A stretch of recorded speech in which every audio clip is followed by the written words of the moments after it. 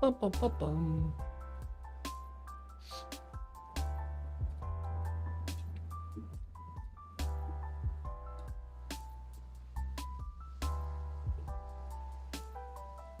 Dun, dun, dun, dun. Oops. All right. I think we're all set up.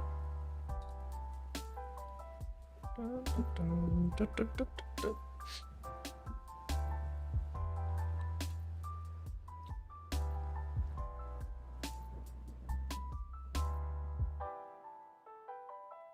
Okay. I think we're good.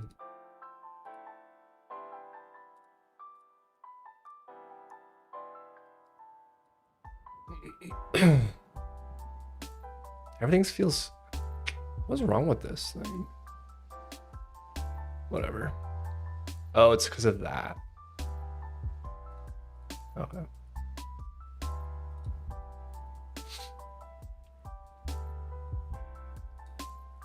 What's up, Aloe Vera? How's it going? How you doing today?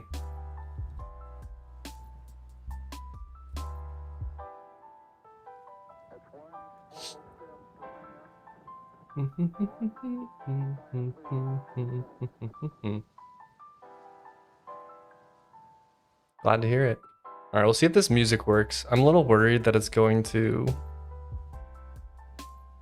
take down my stream, but we'll see. At least the YouTube version.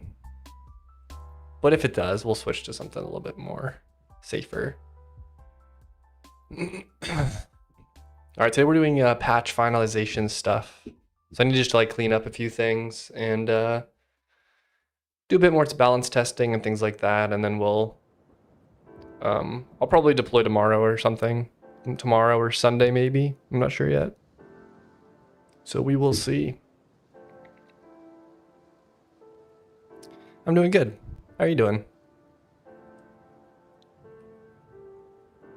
I'm doing fine.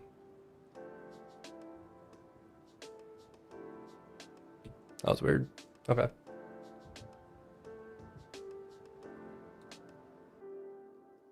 Dun, dun, dun, dun.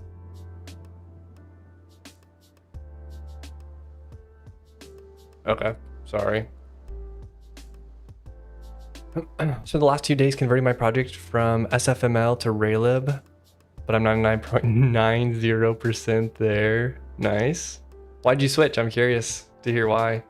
SFML, that's like simple media library or something. What's up, Keto? How's it going?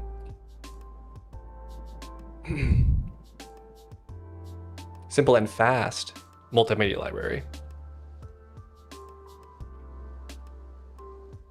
Was there like a specific feature this didn't have that Raylib had, or I'm just curious. Something like that? Yeah.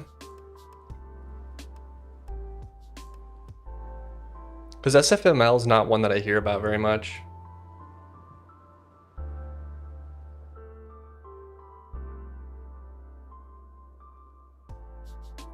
Dun, dun, dun, dun.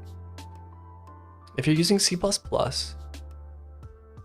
they are all just code that someone else wrote that you don't have to. Oh, I thought he was about to like. I haven't used it, okay.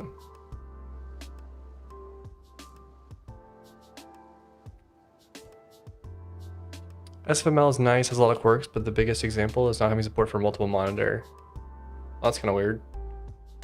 Multiple windows, maybe he means? It raged me because I used it since SFML 2.5 and I had to hack my font not to use a specific filter, no depth buffer. I was just fed up with it. Oh, they don't have a depth buffer? Can you not configure like the OpenGL settings and stuff? I guess it would only be for 2D games then maybe? I don't know.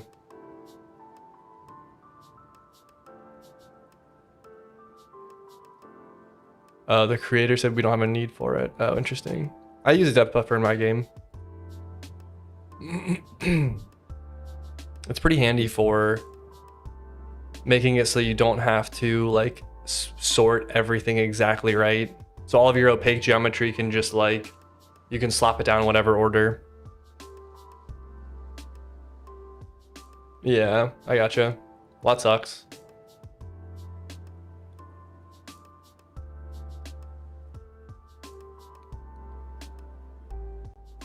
I guess let's start at the top of my to-do list.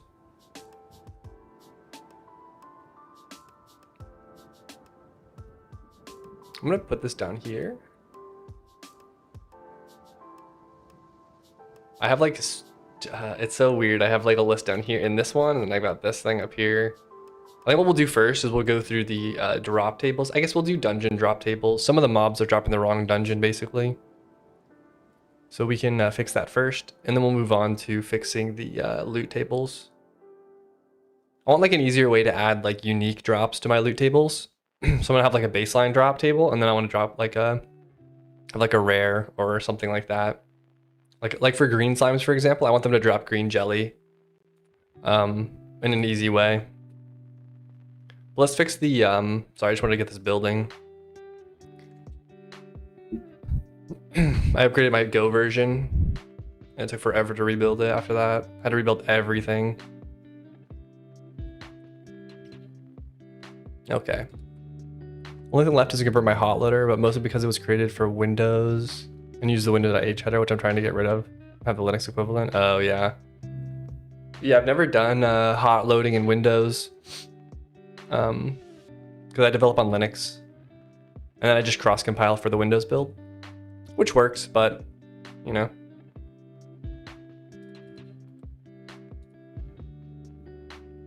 Let's clear this.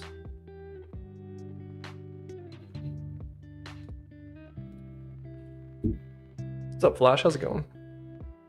Morning. Hot loading in Windows is easy. I've never done Linux. Yeah, in Linux you just like, there is, I think it's called FS Notify. You can actually like have, I forget what it's called. You can have the file system notify your program though if like something in a directory changes, I believe. So you like register a callback. I think it works like that. I've never used it, but I just pull the directory, scan through all the files because I don't have that many, and I just check to see if their like modified date is different or if their contents are different depending on what it is. So like check a hash or something like that. And yeah. Yeah, it's like it's like a pretty easy way to do it. I guess if you have a ton of files, it wouldn't scale super well, but I don't have that many to worry about. But anyways, I notify. I thought it was called FS Notify.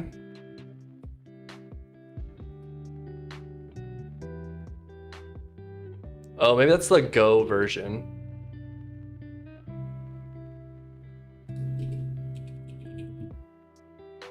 Yeah, you're right. It's iNotify. I'm so like Go brain broken that I think it's called. I thought it was called FS Notify. That's the Go library version. Like someone made a Go version of it. So, all right, let's look at the different biomes. Yeah. What's up, Baby Yoda? How's it going? I'm doing good.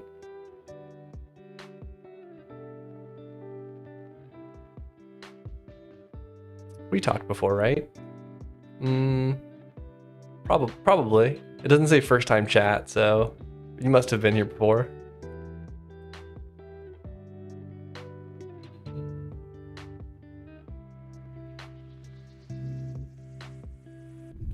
All right, let's go to the biomes. Biome.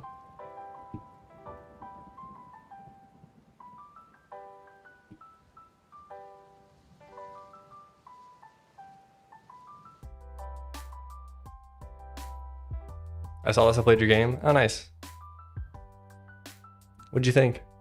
It's changed a lot, maybe since the last time you tried it. But it's coming along. Reminds me of, yeah, it's definitely inspired by Realm.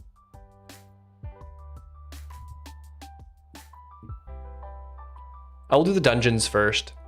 All the crabs should drop this one. Jellyhead, I need to move him. He's actually in the wrong biome. That game was so fun when I was younger. Yeah, I used to love it as well.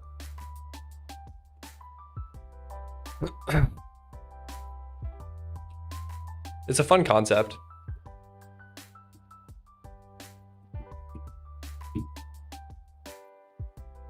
I don't remember if I have this. I like to have these little dividers.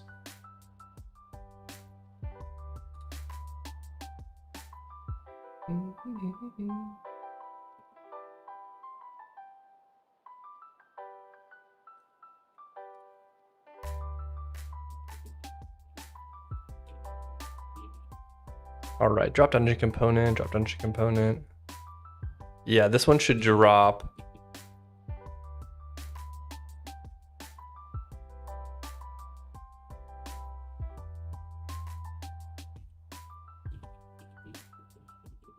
We'll do 0.1.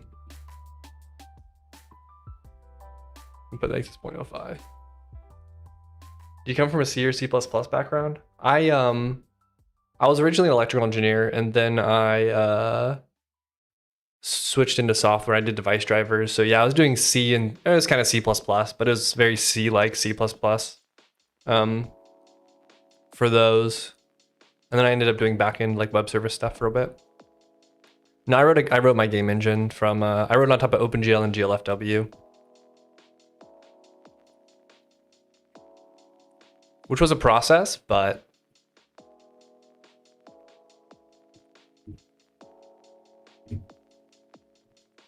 it's done now. Ish. It's ish done now. Done-ish now.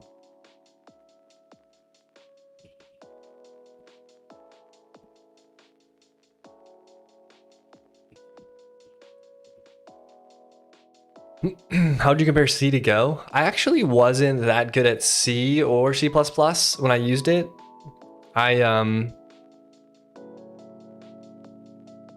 Like when I was using it, I wasn't like a very good programmer. Because I was like brand new to it all, you know? So it's been a while since I've done it. I've never done it in like a super like I've never done it in like a super official, like high level capacity. I've always been like a junior engineer writing C or C++ underneath someone. But recently sometimes I'll do a stream and I'll work on a little programming language project which compiles to C. So I've learned a lot of C recently. I guess, so just based off of that experience, C is hard to go back to just because it's like, you have to hoist all of your prototypes. You've got to hoist all of your type definitions sometimes. You've got Go has a GC. You don't have methods. You don't have any sort of like polymorphism. You don't have generic types or templating or anything like that. So I could never go back and write C at this point. But I think there is some kind of middle balance between Go abstracting too much and C not giving you enough.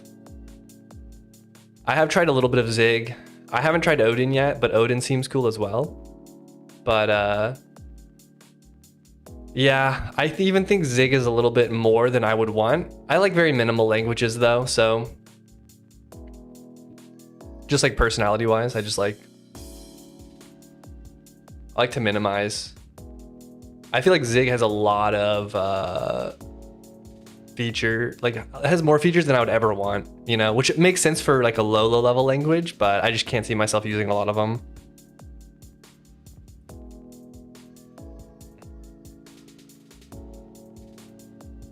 Yeah, going back and forth between Go and Zig makes my brain hurt. Yeah, auto firing happens. There's a auto fire hotkey called I think it's T by default.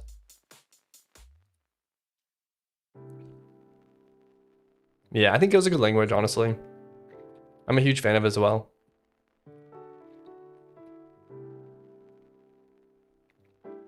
What's your opinion on C++? Way too much stuff. I don't really like OOP stuff. I went through my OOP phase. I'm not a fan. C++ equals Diablo 4 equals bad. Yeah. I very much like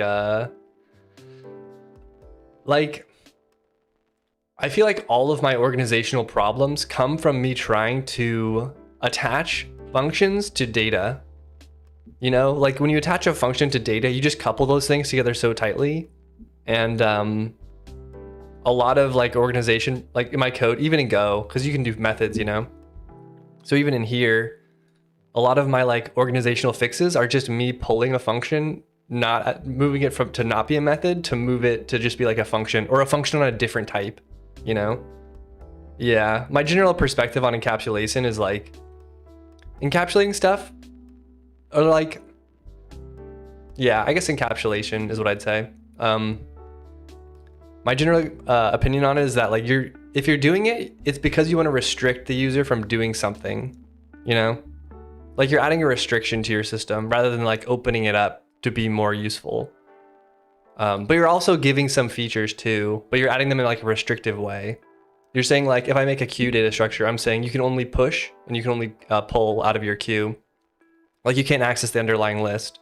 So like that's like the thing that I'm blocking, if that makes sense, you know? So like to encapsulate something, you almost have to like, if you want to encapsulate it well, you almost have to like add some restrictions. And at least in games, like for some business logic stuff, I'm sure that makes sense to do. But at least in games, a lot of it's like, I just need to access every piece of data on this object. So it's a lot of just like structs with public data. But yeah, I mean, I've worked on Java backends where it's just like 20 files, each like 100 lines nested of like just doing one thing at the very end of the tree. So yeah, I'm not a fan of it after that. Let's just put it that way. That ruined OOP for me. But yeah, I followed all of the there was all that drama between Casey Moriarty and what's his name, Bob Martin. And that stuff was interesting. If you're in a project that involves other people, it's good to private things. But if it's single or two-person project, yeah, I think you definitely need to be more organized if you have more people. But I think when I make everything public, unless I want to explicitly prevent myself from accessing it or explicitly prevent someone else from accessing it, or I'm building like a really like, if I'm trying to build like an interface to something, then I'll make things private. But if I'm not doing that, I pretty much make everything public. C++ is just not good, bro. It has some good features that are easy to go overboard. Yeah. I watched Casey's recent OOP talk. I watched that one as well. That was interesting. You never realize how much stuff you're adding. I think the best way to do C++ is writing your own data structures like vector list, etc. Yeah, I don't know. I know there are standard lib like container things, but I would hate to use std array. Yeah, like array and stuff. I mean, I can imagine the std array is probably pretty good, right? Like that stuff's just nice to have. That stuff should be built into the language, in my opinion. What's up, Brames? How's it going? Like Go is nice because you've got like,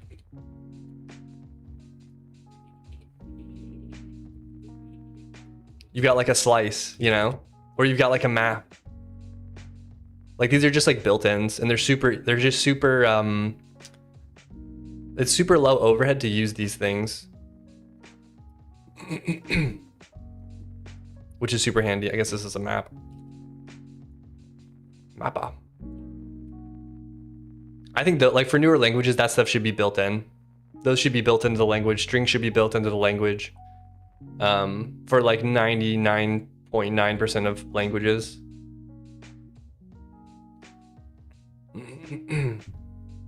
Yeah, I'm torn on operator overloading. I've seen in Rust, there's an engine called Bevy, and they have this really cool feature where when you dereference a pointer, when you dereference a component pointer, they'll mark that component as being changed, and then they can have another system filter on all of the changed components. But the only way they're able to do that is by overloading the dereference operator.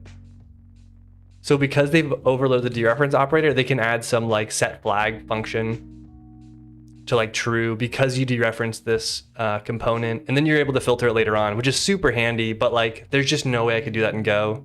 I'd have to change all of my get functions to be like .get or something like that, which isn't terrible, but Like just being able to do something like this is really, really nice. But it's also, the reason I'm torn is because you can also do like a lot of terrible stuff with this as well. So I don't know.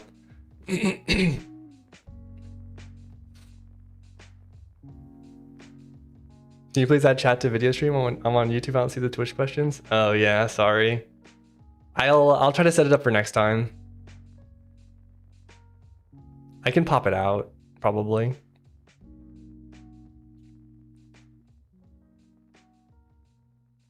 How do I pop this out?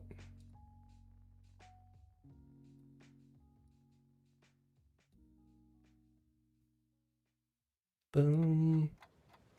Do do do. Sorry. Yeah, I'll try to add a combined one. But yeah. Just so the YouTube people can see. Was busy working 3 days on my string lib for C, which handles temp and heap strings. Yeah, I've also built something like that when I was working on my little programming language project. I'd prefer embeddable DSL in place of operator overloading, which is semantically ambiguous. Yeah, I'd be curious to see how that would look, I guess, but it sounds an interesting idea. Operator overloading is really not for math closed. Currently writing Odin, they don't have it, but they have enough. They have it through other means instead, really handy for game dev. Yeah, I think Odin, they don't do it. I don't think they even think they do function. Well, there's no methods, but I guess they're procedures, but I don't think you can overload those either. But they just give you like really basic they give you really basic like they've already done like the what people would typically do for like multiplying vectors. Like I think you can just multiply vectors or like apply matrices to like vectors and stuff. Or like multiply quaternions and stuff. I think they just like built those into the language. Yeah, okay, because his language has array programming, which I don't fully understand, but I love it. It gives me nice math code and swizzling. Yeah, like that's like one of the big selling points for operator overloading. I think it's like you make your vector type vec2, and you've got your x and your y, which are integers or whatever. And then it's like, now I want to make like a multiply operation on like, or I guess we'll do this. You know, like you want to overloaded multiply. Or we'll do an add. And then you just want to like return a vec2 or something. I don't know, maybe this would be like this, I guess. And you return vec2, a.x plus b.x. a.y or yeah, a.y plus b.y. And then now you can do like my vec1 plus my vec2 result, right? You can do something like that. And you can just do like an add, and then it ends up intrinsically calling this function. It's like those are the nice features. And you can do this for any kind of type, you know, but I can also see how you could like do something really stupid where you could add like some network call or something like that, you know, where now people don't really know what they're doing. They think it's going to do something simple, but it does something complicated.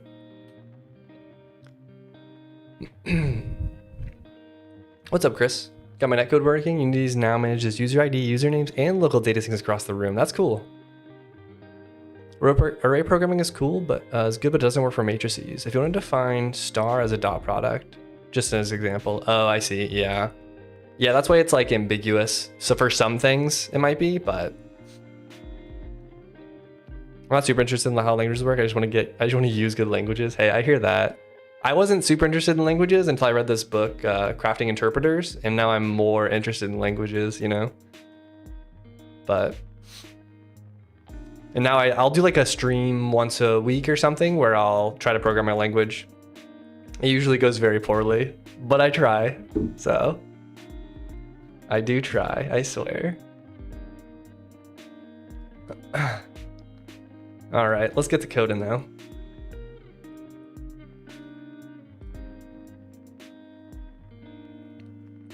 Yeah, I like Odin as well. I just feel like I would want methods, and I also don't love their syntax.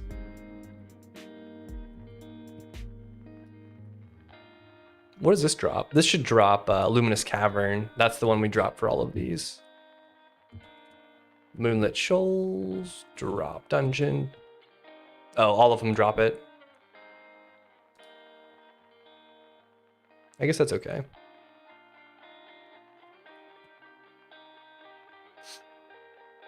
I just haven't the opportunity to use it. I'm stuck with C++. I used it in 2018. Yeah. Started with TypeScript, JavaScript. Now I'm using C, C#. Everyone seems to praise C langs. C languages are just good. I don't know. They're very pragmatic. Whereas like a functional language would be, it's more like esoteric-y because it's more mathy and abstract feeling and stuff. And it doesn't map super cleanly to hardware. So there's some downsides to over abstracting your system. But in some situations, it makes sense to over abstract, or not to over abstract, but to abstract at the right level.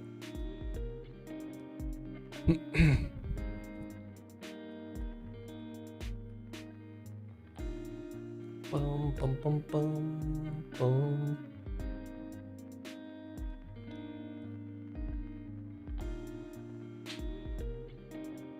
Yeah, Odin's your first non-GC language. That's cool. Yeah, I want to try it. I might do like a game jam one day. I'll probably stream it, but I'll just do like Odin from scratch. And try to make a little video game with like Raylib or something like that.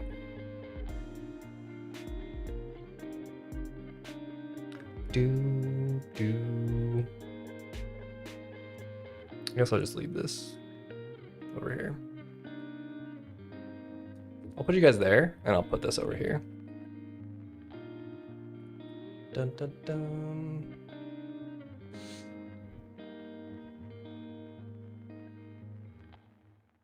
Work on the level stuff, so I've just gone with C++. Oh, why can't I use map reduce?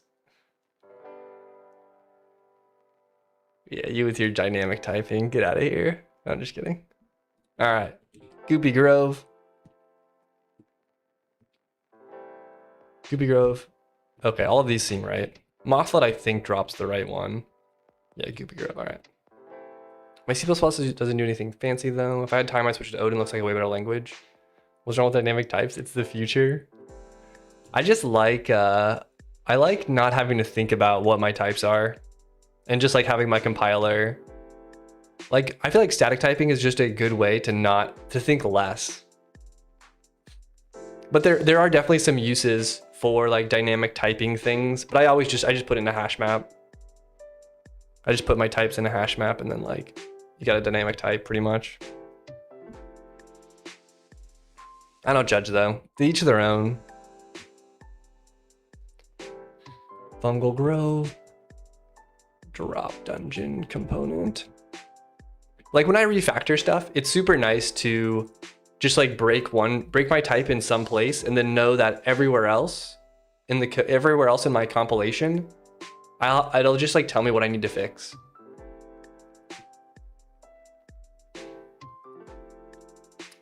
Which one's this? Fungal Grove drops Elderwood. Let's rename this. Level type Elderwood. Or sorry, Elder Tree. Wait, actually, what is it called now? I think I renamed it. Elder Tree Thicket.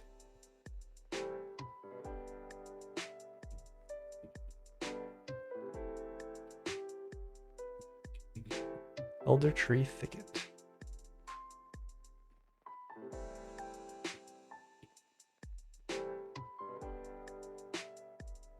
Wait, what did I just...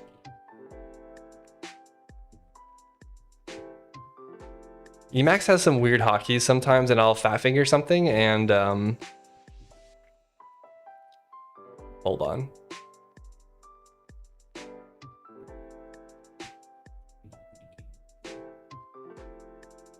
Yeah, like it's like I've done something.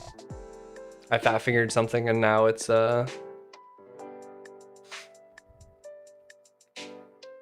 By dynamic types, what do you mean, like inheritance? By dynamic types, I mean like Go is a statically typed language where I'm trying to look for a function. Like here.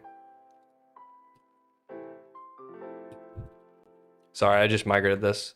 But like each of these have a statically defined type. So this is always an integer and it can never change anything but an integer. And if I change it, I have to make a new variable name. Like this is always going to be whatever the type of this list is. This is always these are always these names are always the same type. Like they're statically defined by the language so that they can never change essentially. So the distance, like I have this vector, I have this position, which is a vec2 and world space. I can call a sub function. And then the sub function is like, this is where people use operator overloading, by the way, just as like a tie-in. But like I say, this sub function, you must pass in, it must be called on a vec2 and it must receive a vec2, and then it's going to return a vec2. So it's like the types are all known. But in some languages, you could just write the function like this, func like sub or something, A and B. And you don't have to care what the types are. And then you're going to return something. And then I just do like a.x minus b.x. Or I return like something, you know, a.y minus b.y. And like the types aren't known at compile time, but at runtime that does all the type checking. So like if something gets passed in that doesn't have an x field to this first parameter, it'll just cause like a runtime error.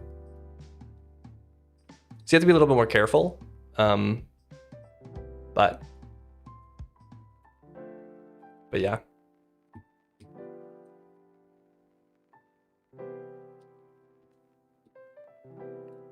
But yeah.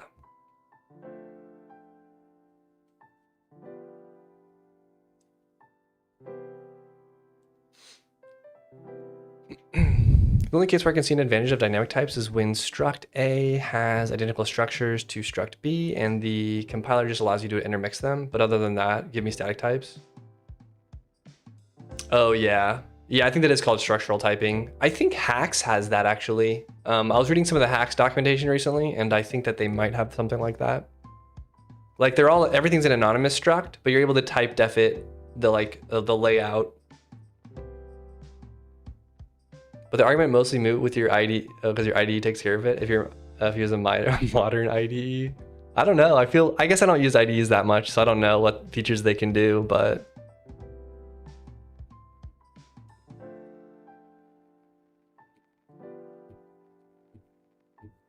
yeah, there it is. Elder Tree Thicket. Okay. And then this is broken because this goes to Scurvy Strand now. Okay.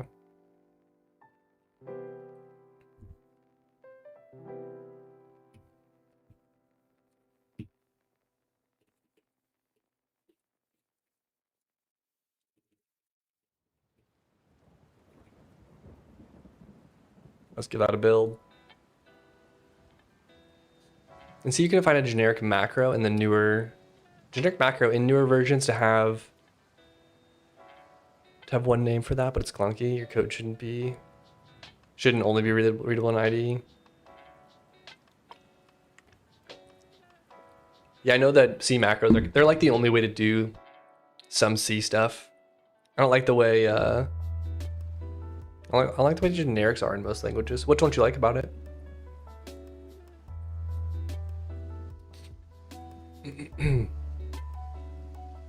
I like the structure. I like the syntax of Go generics. I don't like that they didn't monomorphize it though. And I wish there was more static type.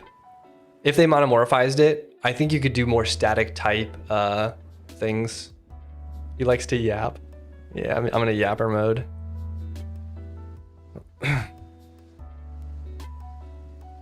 What's up, Goo?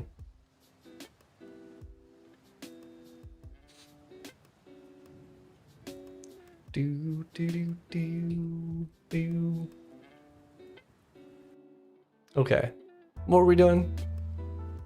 Oh yeah, we're doing Gumbo Forest. We want to drop Elder Tree Thicket. Oh, Gumbo actually is the slime one. What I meant to say was Fungal Grove.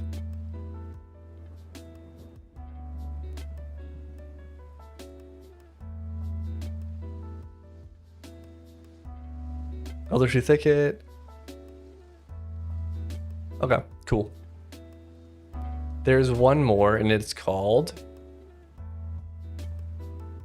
Stone Wake Forest. That should drop Forest 2. Let's go ahead and rename this one.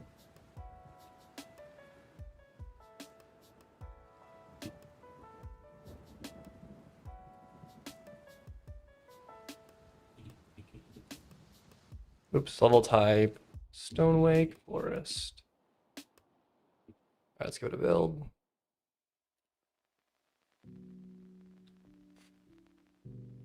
One thing I don't like in C# is that I can define something, that's globally available without reference to the script and import it. Typically in JavaScript, you evade globals. Not sure if that's related.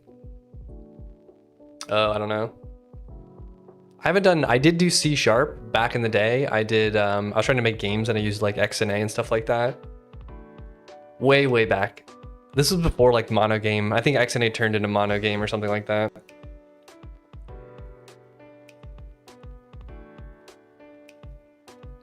Boom, boom, boom, boom, boom, boom, boom. But it's been too long since I've done C#, so I have no clue how it runs now.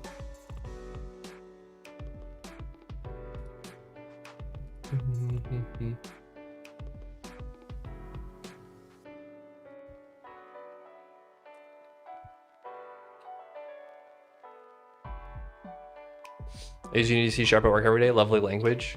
Yeah, I don't think C# is bad. I think Unity does a good job with it too. Like they're, from what I remember, they've got good features for, what are those things called? Where you like put a bracket above something and you're like, oh, this is like public, or like editor public or something, or editor field or something like that. You can do something like this above your types and then make them attributes. Yeah, that's what it's called. Yeah, XNA turned into monogame. I tried it. C# is kind of okay now. I'm currently using that work, but has too many stuff. Yeah, I mean, it's kind of like Java. I'm not a huge Java fan, but for like, I think languages that are really well tailored to their environment, I think are going to be fine regardless. Do you have any pathfinding for the mobs on the server? I don't do pathfinding. What I do is this. I do, there's this good video. I can try to find it.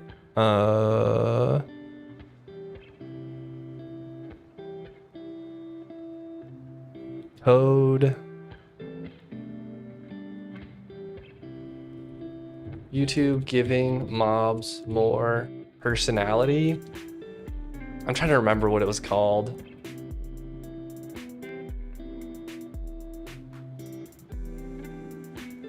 Oh, it's a game dev thing.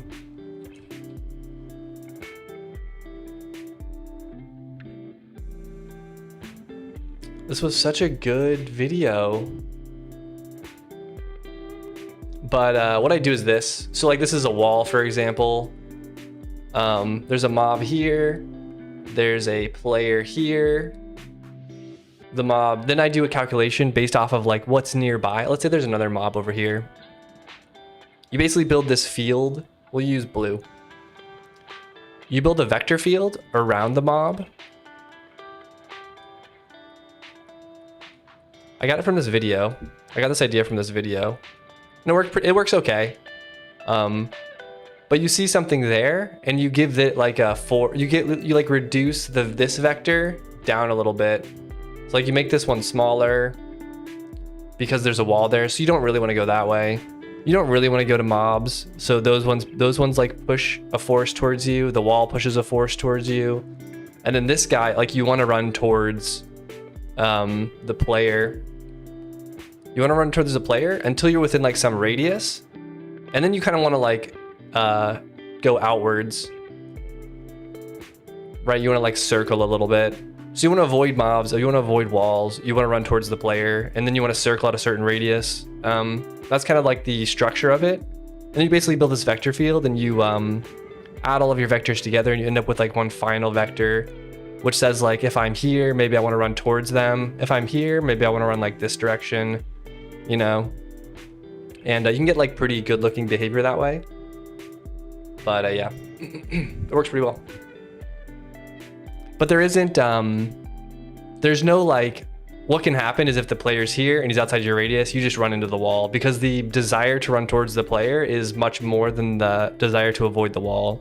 So there's a few issues with it, but ideally you should get too close to the wall and like run around it. But I don't have a ton of walls, I guess. What's up, DaVinci Dev? How's it going? How do mobs avoid U-shaped walls? Yeah, I don't have a solution for that. I just don't have any U-shaped walls in my game. What's up, Natsuki? Java's awesome if you want a corporate job. That is true. That is true.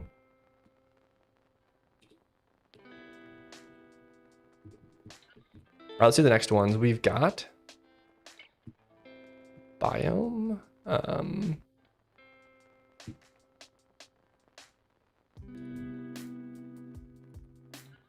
Which one's this? Forest 3. Okay, that's fine actually. These will all just drop Elfwood.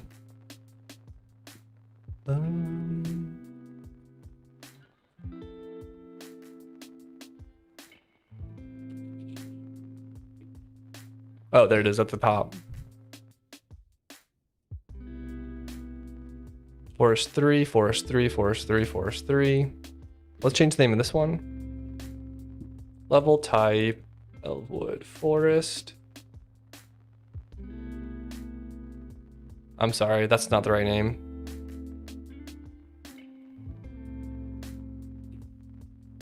It's gonna be called, it's called like Lurels Sanctuary or something like that. Lurels Garden.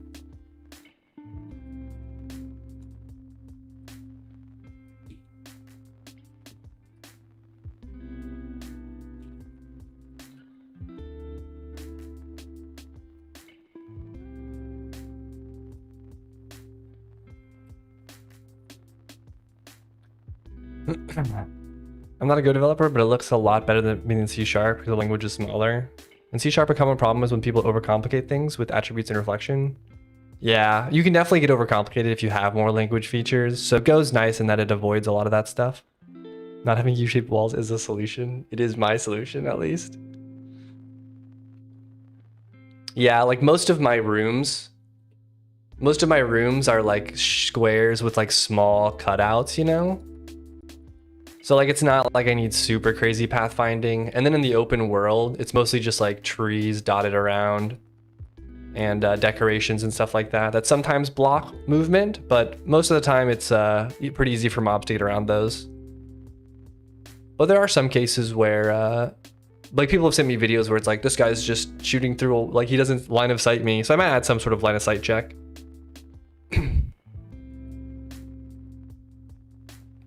C++ Java are the only languages I'll code for the rest of my life. Yeah. Structure your program so you don't have to... So that you have things that are a game lifetime, i.e. they live the entire time of the game. Those singletons can have don't destroy unload method called in their constructor. They survive the scene loads and register everything you need in those singletons. Unregister when something is unloaded. Just don't query for it if they aren't loaded. It seems reasonable.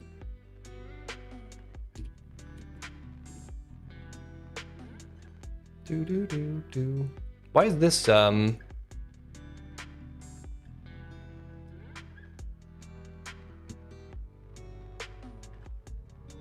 maybe it just didn't save or something. Bum, bum, bum, bum, bum, bum.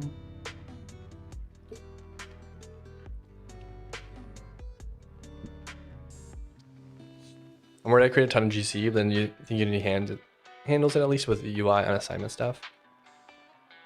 I think Unity probably does a good job with pooling stuff for you. I have to imagine.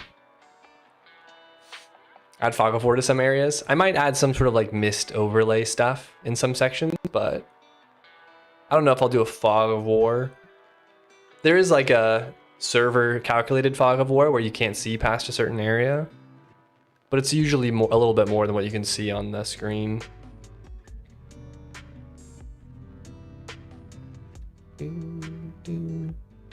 Yeah, one of the big problems I had with that I have with game engines in general is I feel like I would always be writing like a custom script for one specific thing, rather than like when I program with a framework. I feel like I solve something for like the lifetime of the project, if that makes sense. Like just my brain in an engine, I want to like, and maybe this is because I haven't done an engine in a while and I was inexperienced at the time, but I would always like build a bunch of things that were super similar and not super flexible, you know? When I do it with just libraries, I feel like I build stuff a little bit more in a more reusable way, I'll say. Not to throw shade on any engines, but just a feeling.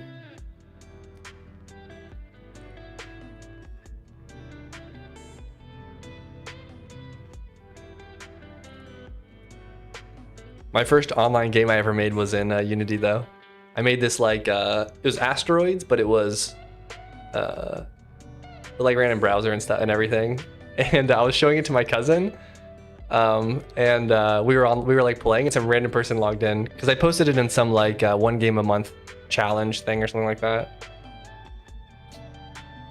I wish I like recorded videos of that stuff because I don't think I have that project anymore.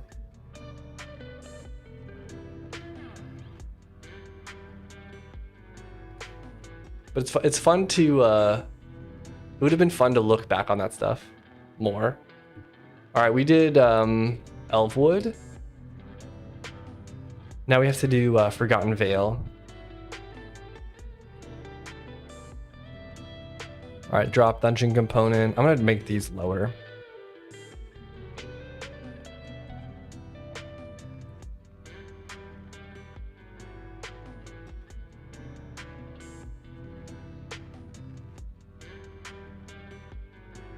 Okay, that's pretty good. And that's all the biomes I did. That's all the way up to the desert. And then I'll have to do the desert in the next patch. We'll have to split this one up. I've decided how I'm gonna do it though. I'm gonna do Scorven Wastes, which is gonna have all the bug monsters. Then I'm gonna do Sunscript Sands, which is gonna have all the like Egyptian themed stuff with the Anubis dungeon and some other monsters around that. And I'll do Dustboro Dunes. I'm gonna add a bunch of worm monsters. And I think I want to do like a worm boss fight where I do like a bunch of chunks, or there'll be circles probably. But I don't know exactly how I'm gonna do it, but I want to do like something like this. But I'm just gonna do it with sections. I'm not gonna do it with any procedural rendering stuff.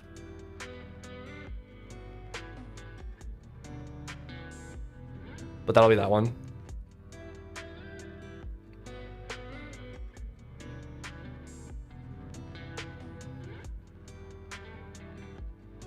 All of that can live in the, oh, okay.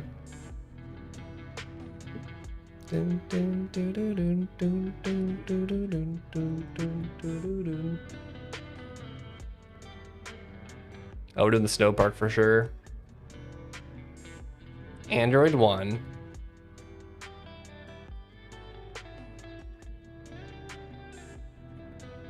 Is it only left and right? Oh, front flip. Wait, you made this? This is actually super solid.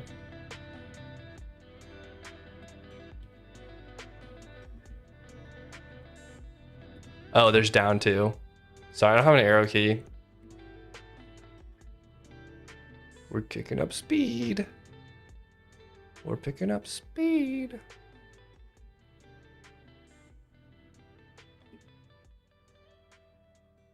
Oof. Almost made it. That's cool. Oh, WASD? It didn't work for me. I have a weird keyboard. And I don't have arrow keys. But I was trying to do WASD, it wasn't working. Maybe I might have just didn't test it enough or something though.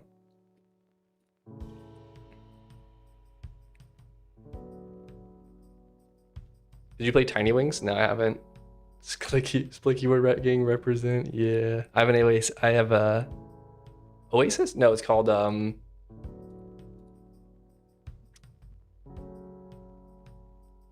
what is it called? I got it from KeyBio though. It's like their normal. It might be called Oasis 6 or something like that. I like it though. I'm new. How long to learn Python? I mean, it just depends on what you're trying to build. You like, it just takes time. I don't like, there's no like end date to learning, I guess.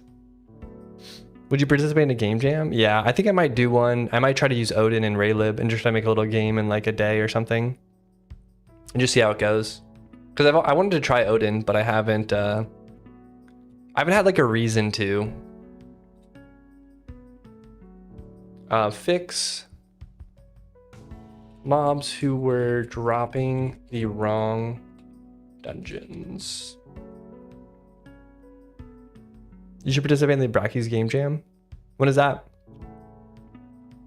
2025.2. I got brown switches.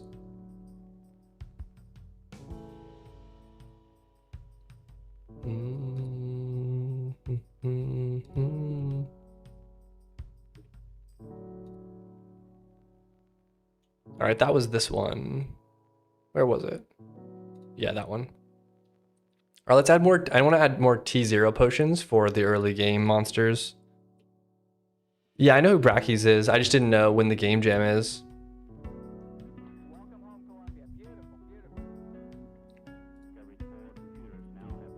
Brachies Game Jam 2025.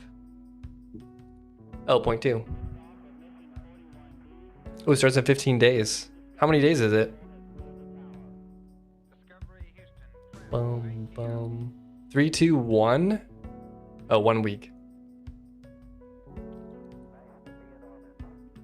Crazy games. This eliminates me. That's where all my code comes from. That could be fun. That could be a good reason to do it. When is it? August 24th? I probably would do it a 1-day game, honestly, though. I don't think I would spend a week on it.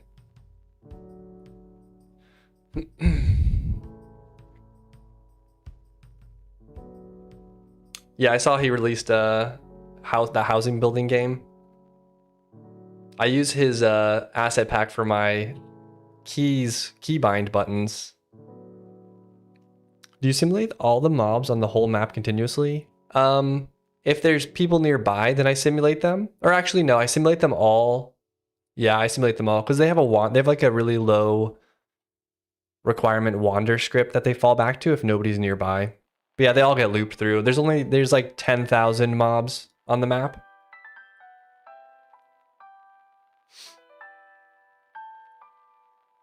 But they only have to simulate on the back end. They don't have to simulate on the client. The client only sees so many. I don't get how solo devs are making games like that. Yeah, I haven't seen that much about it. But he's made I think he's built quite a few games, right? So he's probably got good experience for doing something like that. Sandy Shores.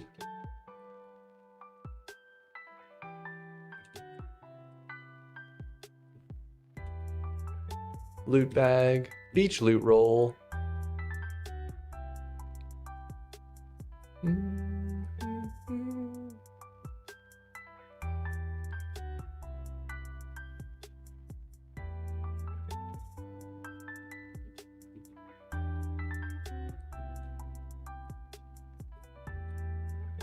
Wait, what is this? Oh, I see. I did stone. An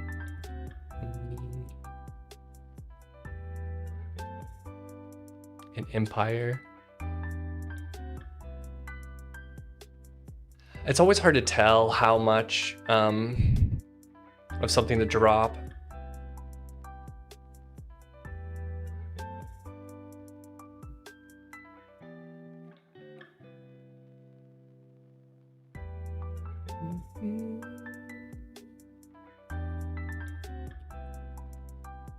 I just wanted like 6. I'm just gonna do 6. It won't add up to 100%, but what's in this table? Oh, health and mana potions. Okay. Let's just try that and see how that feels.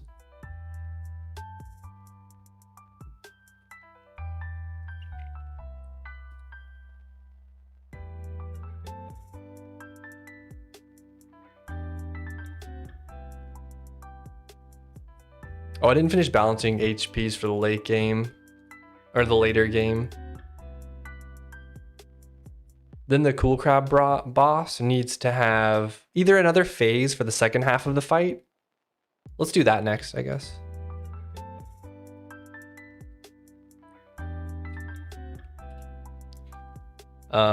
Cool Crab Grotto. Dun, dun. Where's his health component? Oh, that's the dungeon. It might be in boss. The coolest crab.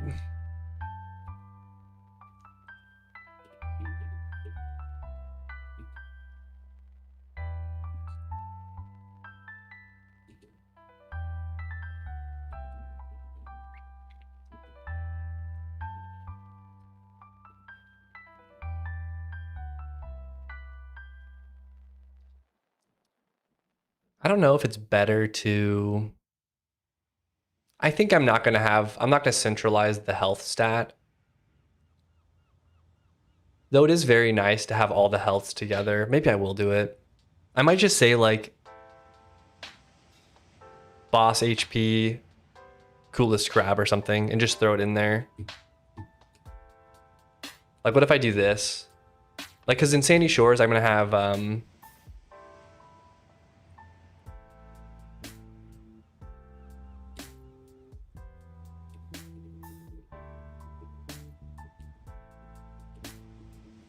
I could do this.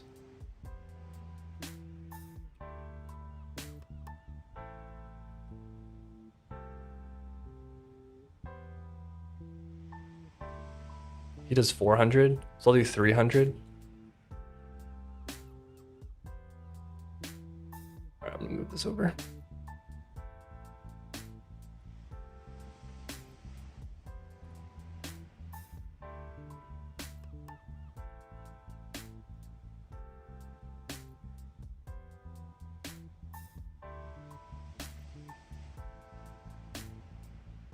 Or I do Cool Crab Grotto boss.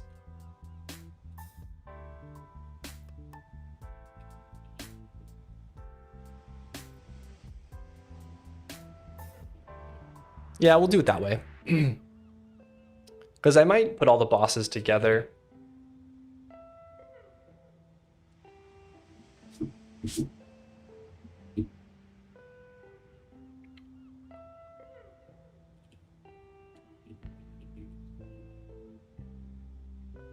Then I'll have the biome. I'll have the biome healths here, and then I'll have the boss healths there. So maybe we do a first pass where we get all the healths out.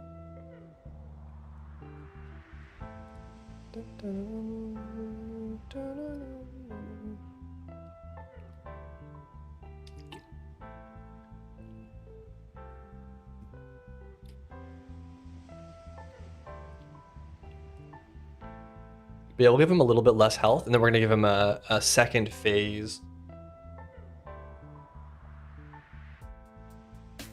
I'm not sure exactly what to do with it though.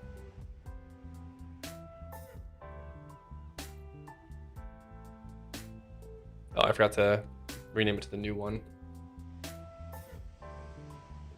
I think this will just be handy to see all of the dungeons. So I can just at a glance, like balance their health.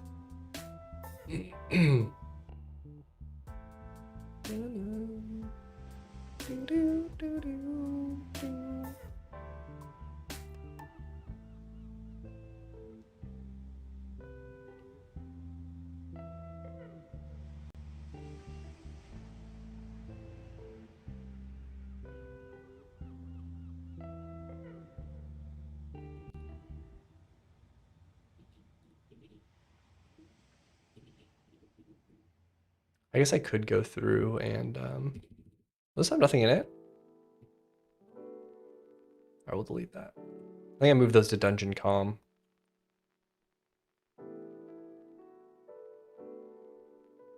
Yeah, let's go through and just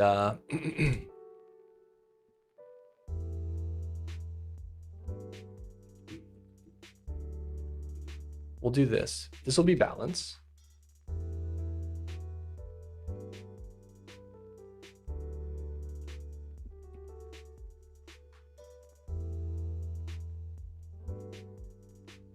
Let's go rip out all the stats. That we just have them all together.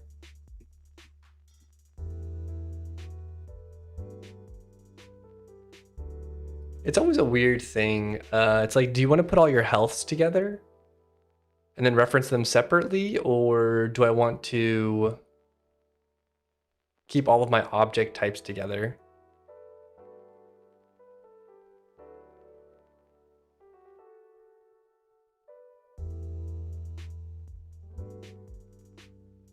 I don't know.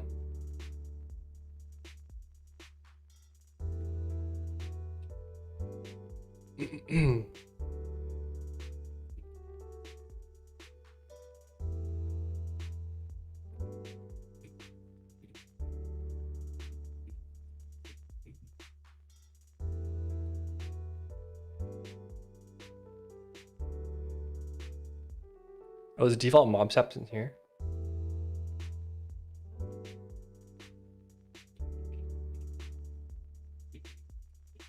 I must have like, well, yeah.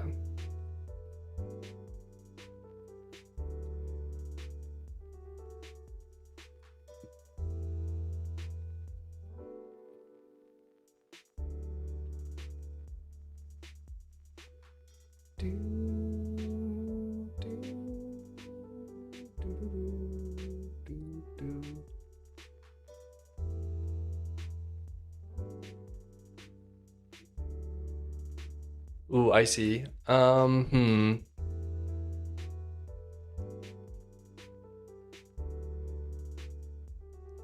not gonna go down this rabbit hole right now. I'll just do it as I need to.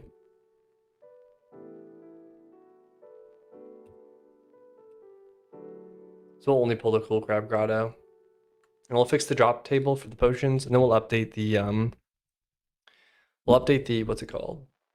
The Cool Crab Grotto fight. We'll just give another phase at the end. Dun, dun.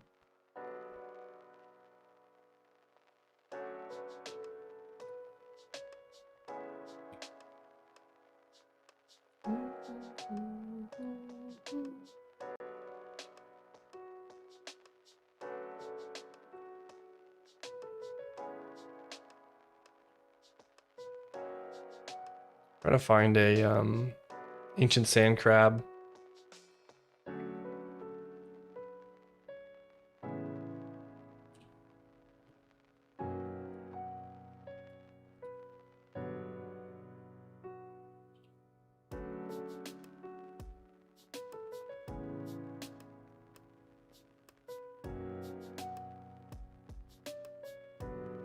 Thank you, Marco, for the follow, man. I appreciate it.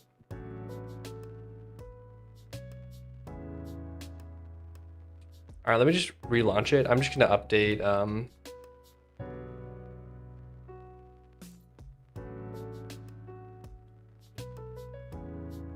I'm gonna update the global. Where would I put this?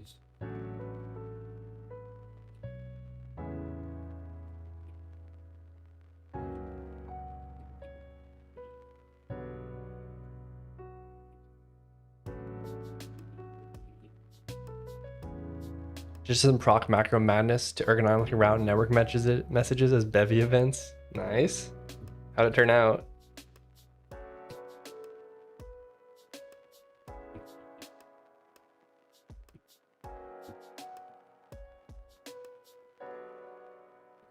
We'll spawn the testing dungeons. Where is this? It's in auto. Oh, it's not in calm. I see. Works. Nice. Glad to hear that.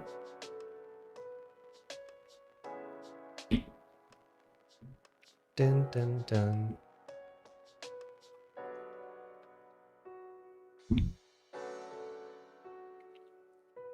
All right, we'll just run to the Cool Crab Grotto dungeon.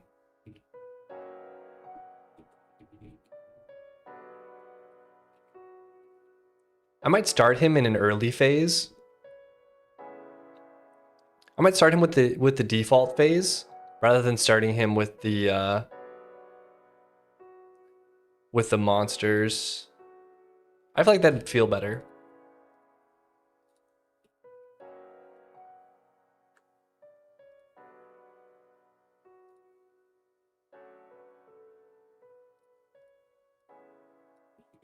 So this will be the interstate now.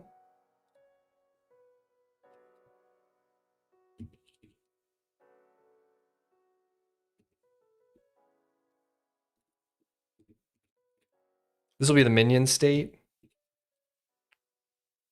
Would feel better, agree. Yeah, I think it's just weird to enter and he's like shielded up.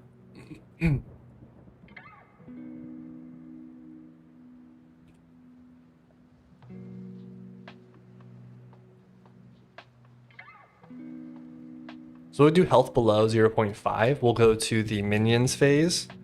And then at the minions phase, we'll do the 4 minions. He'll get a shield.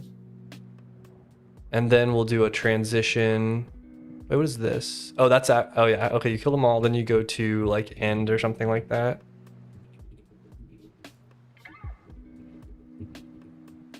Now we need a final one. I might just do...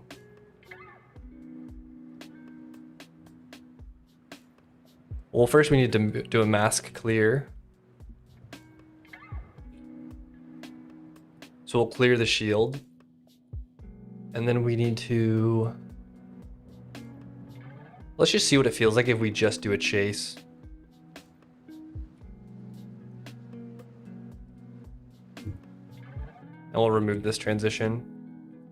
So after you kill the minions, he'll just chase you.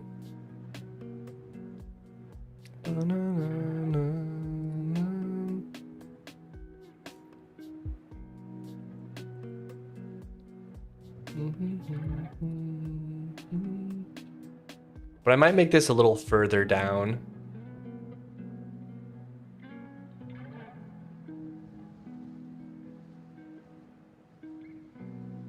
I'd chase you too if you killed my homies. We'll do like 0.4. I don't know. It's super hard to tell. I'm just gonna rebuild. I want to do this as like a slightly... this is like a very intro dungeon. We'll do it with a stick. See how it feels. I would never kill your homies.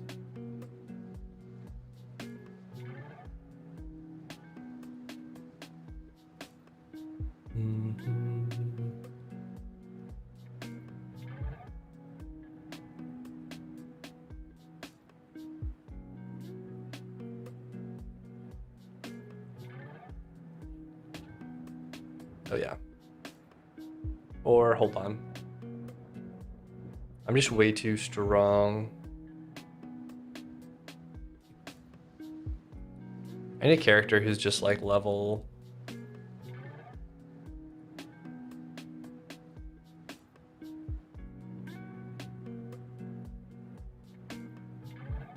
Level 1.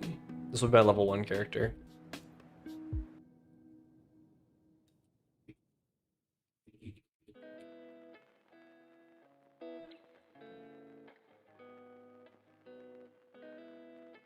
I couldn't see the damage number.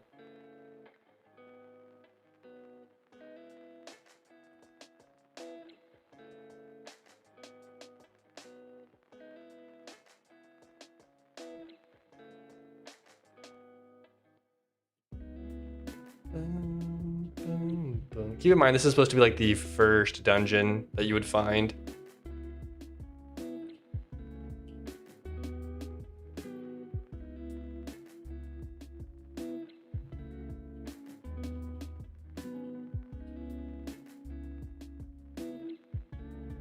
What's up, Airwix? How's it going?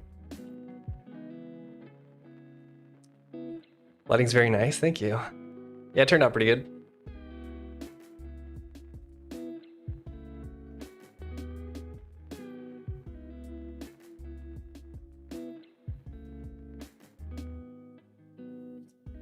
I kind of want his behavior to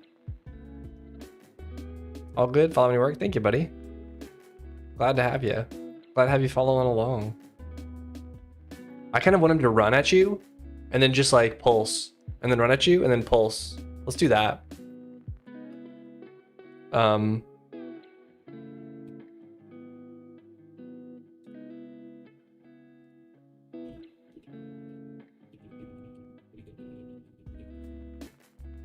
Did I put grotto at the end? Yeah, I did. Okay.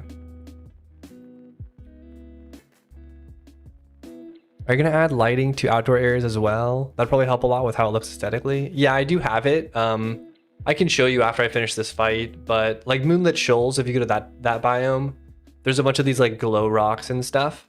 And yeah. So yeah, there's lighting through the whole game. I do like the typical like multiply lighting, which looks pretty good.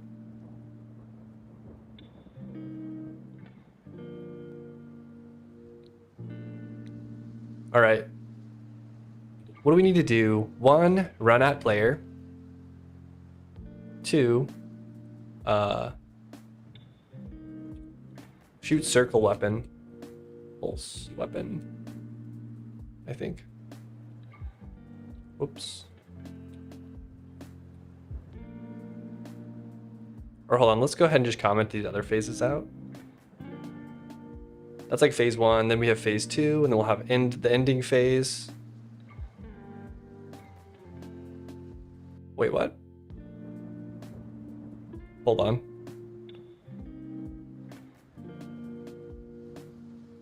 I don't understand why. Oh, I didn't add it into this one. Okay. Pulse. I did this. Which monster did we just do? Like a couple days ago, we did a monster. Who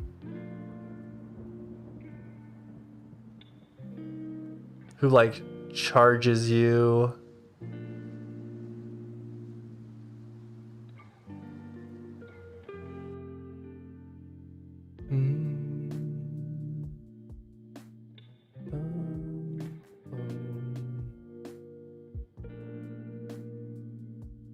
I know the behavior used.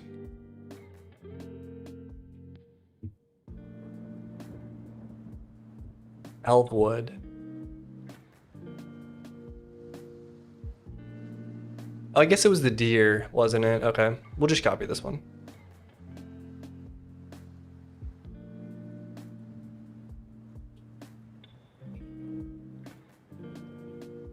All right, so we'll move super fast at you basically, and then we'll do a transition.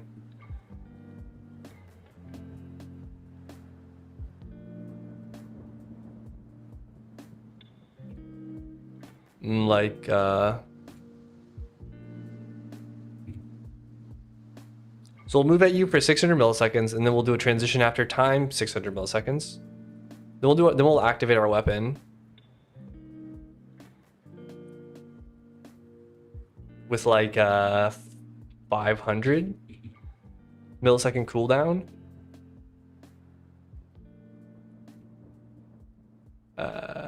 After attacks. Attack count. We'll do like 5. I could either make another weapon or I could just try to do like 5 very quickly. We'll try this.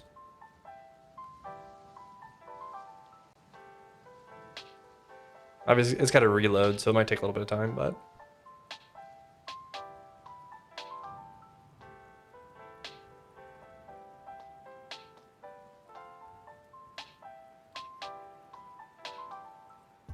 Bum, bum, bum, bum, bum, bum.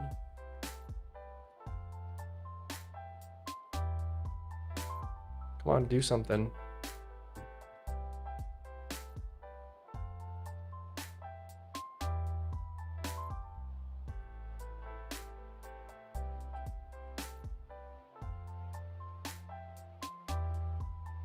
Oh, no, it goes at transition next, so it should go back.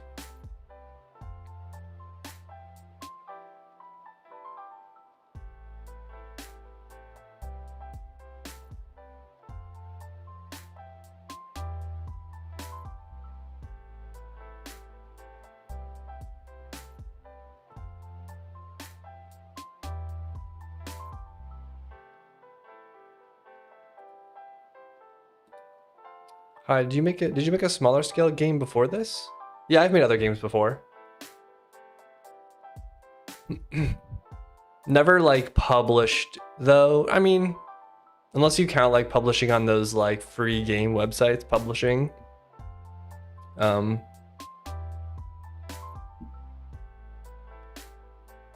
yeah, I've made a lot of smaller games, a lot of smaller, way crappier games.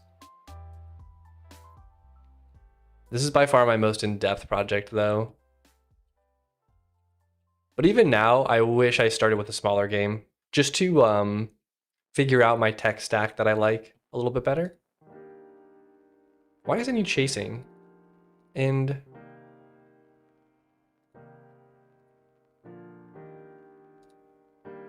move to one time. Then he goes to pulse. Then he should go to pulse, but whatever. After a couple small games, a full-blown MMO is the only natural course naturally. Yeah. Naturally. Somebody's got to do it. Someone's got to keep the stereotypes alive. And that's what I'm here for, guys. Not enough people are doing what I'm doing, so I need to make sure that the game dev subreddit remembers that people still do this. Oh gosh.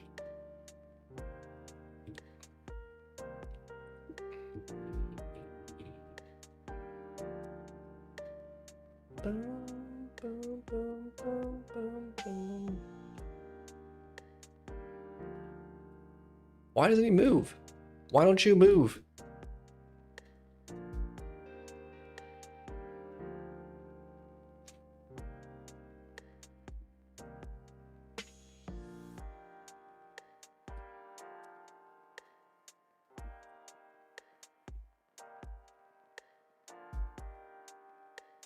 Am I in the right fight? I must be, yeah.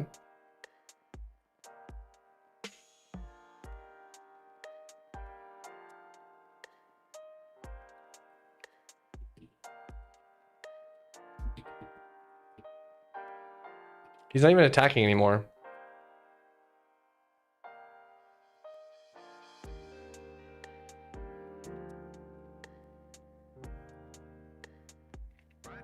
Let's do 6 seconds.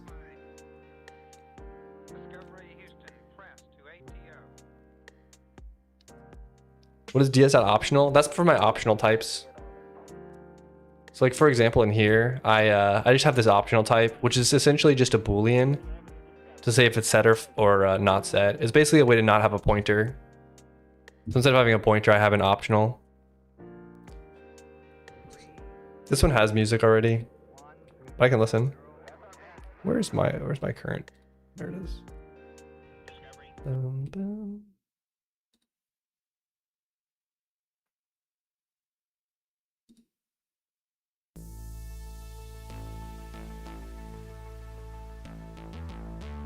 Oh, that was actually pretty cool.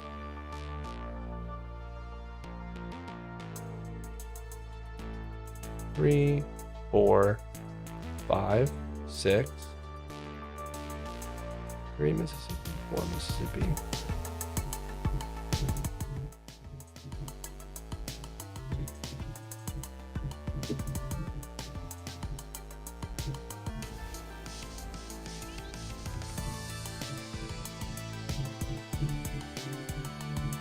That's a cool one.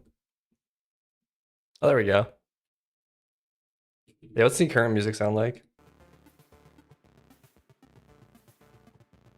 I don't know if you guys can hear that.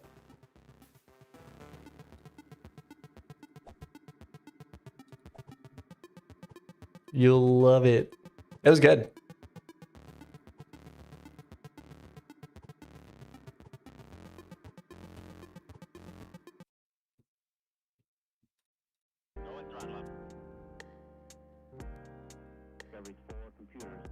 Patch release, not today.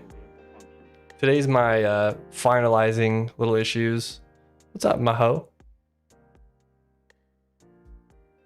Does Go have implicit type conversion? Has been a while since I've used it. No, it does not. There it goes. It seems to be kind of working. Let's change this to 2 seconds. I think it was just the time was so short. Maho? That's what it said. Maho. Hola.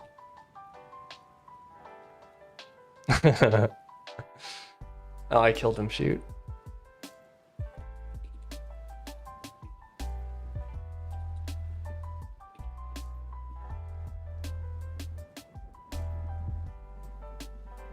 He's in YouTube chat. Sorry, I got Twitch chat too, and I'll learn it. What age did you learn to code? Like high school, maybe like 16 or something. I started programming.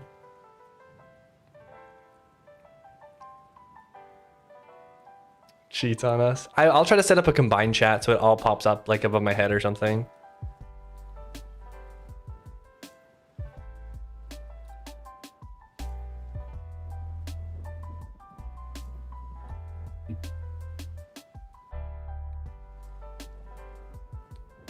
What is this doing? I'm so confused.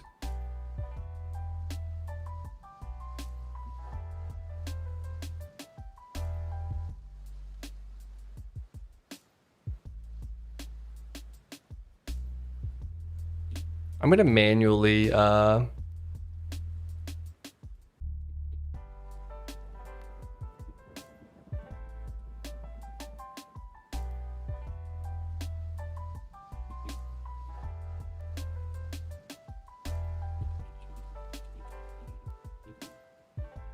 maybe it's just this transition thing's bugged or something. Streamlabs can do it now? Yeah, there are ways to do it. One thing is my OBS. Because I'm on Linux, I don't have a browser source built into OBS. So I've got to like manually add that plugin to it. And then I need to... then I can add a browser source, which is how people put chats, overlay chats in their thing, in their stream. Thank you, buddy. Glad to have you.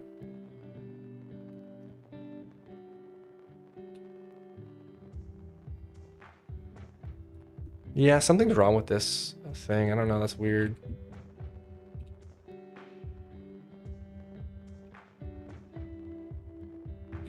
We'll do 4 attacks.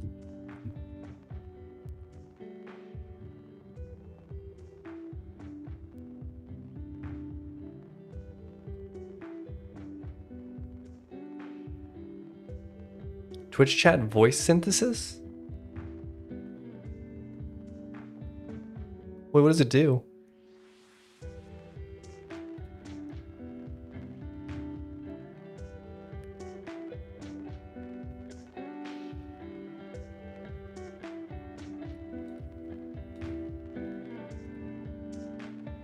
Reads out chat and random voices?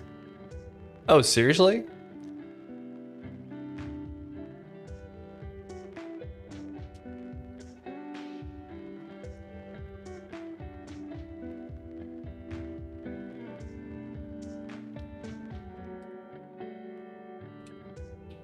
That's interesting. I'll also look into that. That's a cool idea. For your own sanity. I don't know how to connect though.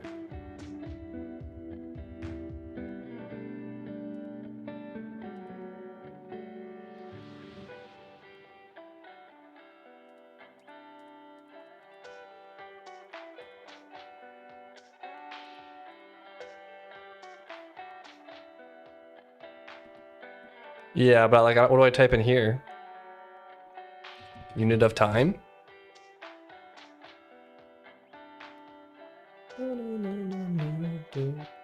Oh.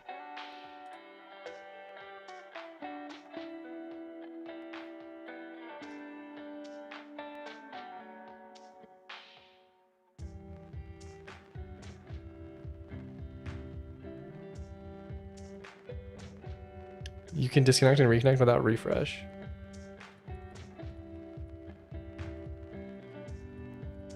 Oh, you can't.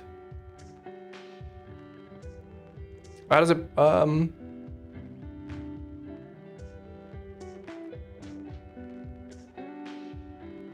what do I do? Do I need to pick a voice?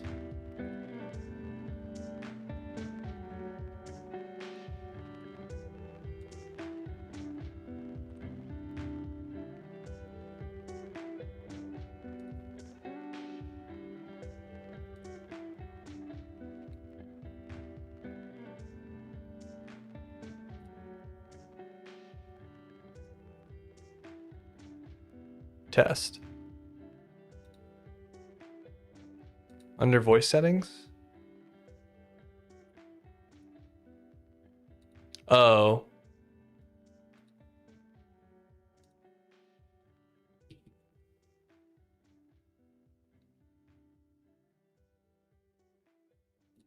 This?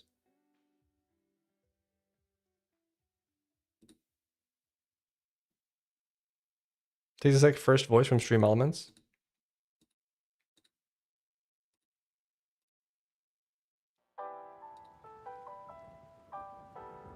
I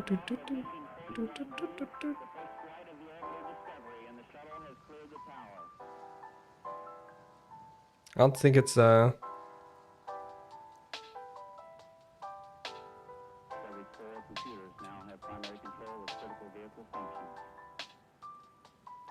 or whoops. Test. Oh wow, that's crazy. Testing. There we go. Wait, where do you get the voices from though? Less school. I was stressing.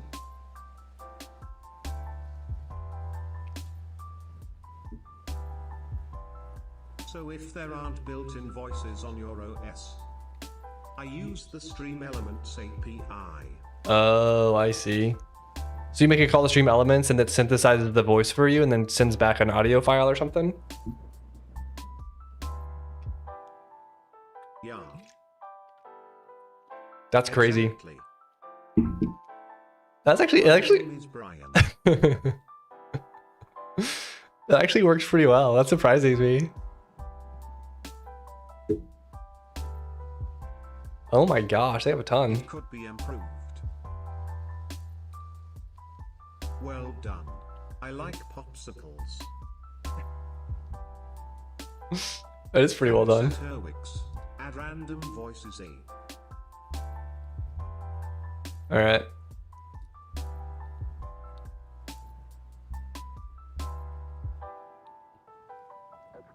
A random voice test. E.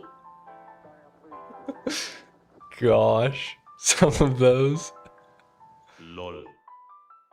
If you want lightweight but more realistic audio, Hyper is a good option. This is my favorite voice. L. That was a pretty good one. There's a bunch.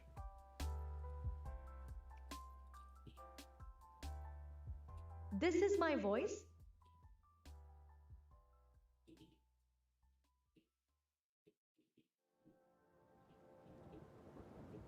This is my voice?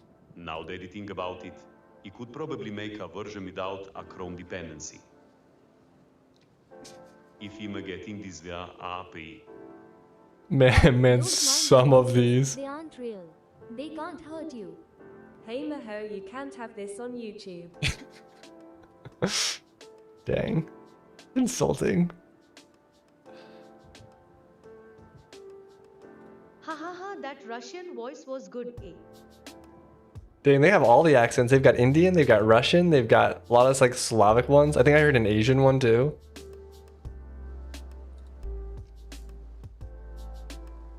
How much wood would a woodchuck chuck? Okay, no. Gosh. Do. The hard part was queuing the voices so they don't interrupt each other. Oh yeah, I could see that. They actually give you events. You got the same one back to back. Oh, wait. Será que ela pode falar 8 outras línguas? A.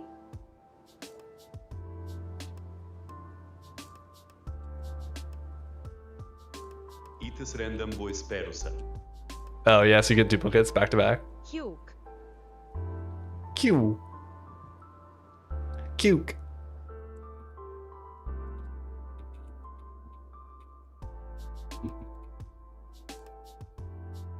So can I get reassigned if I refresh the page? So they are stuck to a given user? Thank you, Curtis, for the follow, man. Appreciate it. Rens if unit does this. Oh, it's not randomly each time. I thought it was random every single time. Every time, or just assign me one temporary @notcher underscore is. Oh, if unit does. For every user gets their own assigned. Picks on it from the list. For I each see. user. So what I thought was every single time you texted, it was gonna have a different voice each time. What's my voice?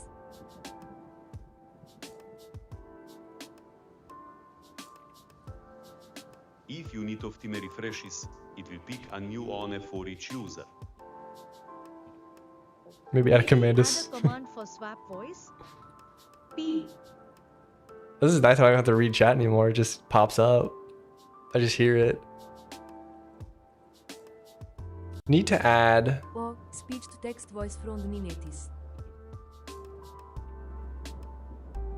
You can actually limit voices by region ether. But this must use the concept, though the code is super lightweight. Oh, that's cool.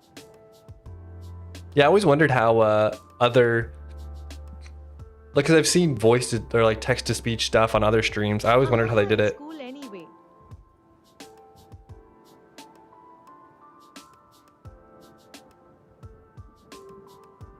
I want to extend this dash. What does my voice sound like though?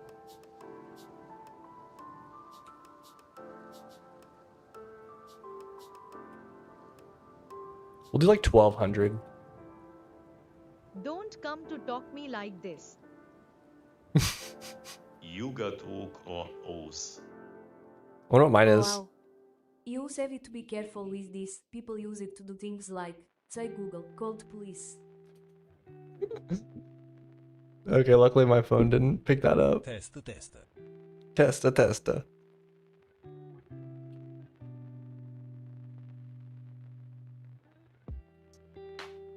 Yeah, gotta trust your chat with stuff like this. I don't know how much I trust you guys. Alright, let's see if his dash goes the right distance. So you can block users who set messing lengths. You should add banned words. LMFAOI, remember the one that asked Alexa about the location. Why doesn't he move? Haha, classic.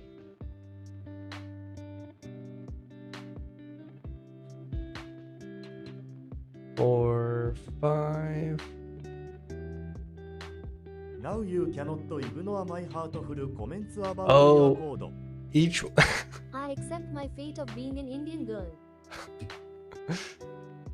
I do 6 attacks each one. That's why it's doing so many. I just want to do one then. I like how there must like a reverb on all of them. Why am I Japanese?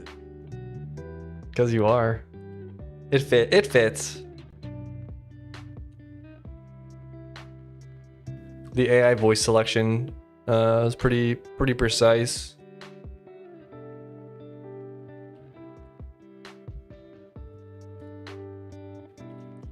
All right, reload.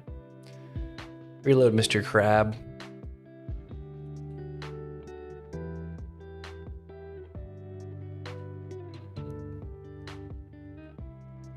Like an AI voice Harry Potter sorting hat. You get what you get.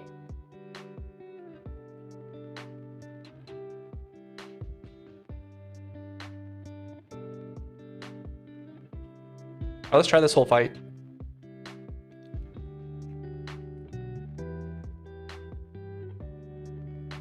Like a Harry Potter sorting hat. Oh, shoot. Oh, wait, I want to leave. Go to a default. Spawn dung. Level. Actually, we'll just restart it. Hufflepuff. Hufflepuff. They said the F word at first.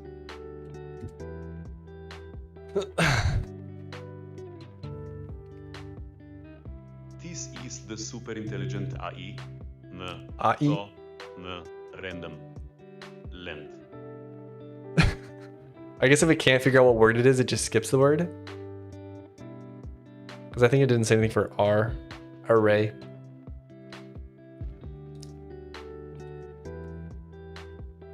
Do you have an API limit?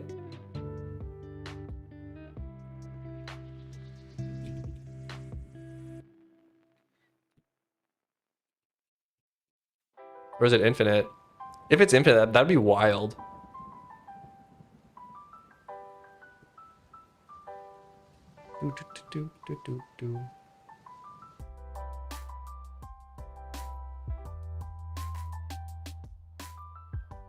I think it's infinite TBH if they never push the boundaries though.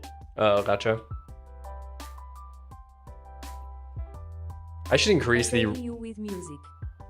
I should increase the radius that these guys Which spawn. streams are using this.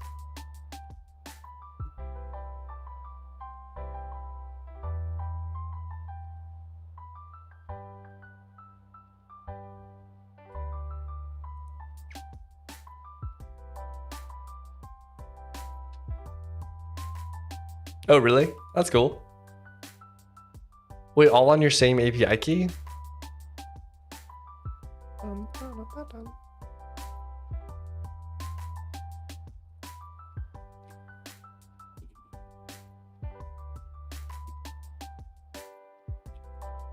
There's no key. They don't protect it. Oh, This would be funny with thousands of messages. I think because it'll only do one at a time though. They must have some kind of rate limiter per like bot that runs though. Is he stealing WAV files from a website? They must, yeah. We'll do 64.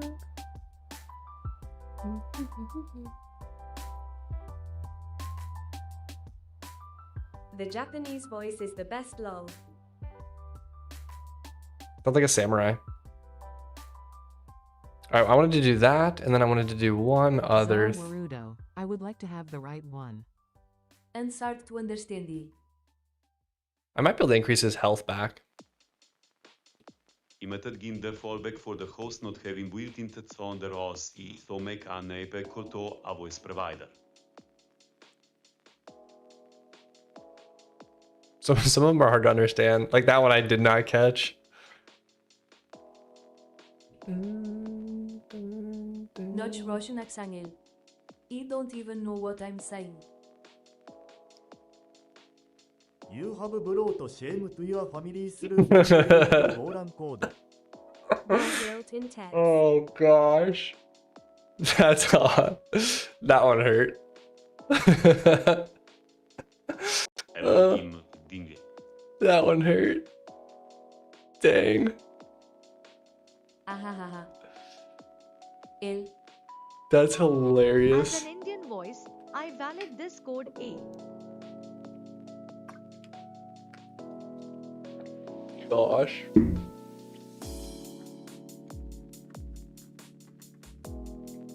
Okay. Oh my goodness. Alexa, turn my lights off. There are non-human voices too. Oh, is there? There's like a robot. It works. It works well though.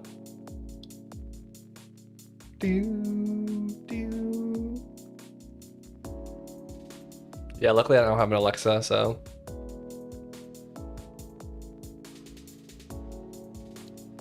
You put it think only on Windows users for the built-in bell. Say Alexa, shut down PlayStation.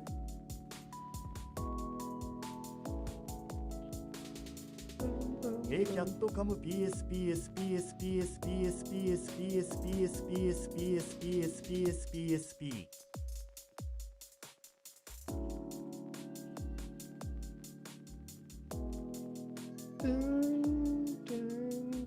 Cat super interesting is the first call. AI after page load text is longer than all following cracks.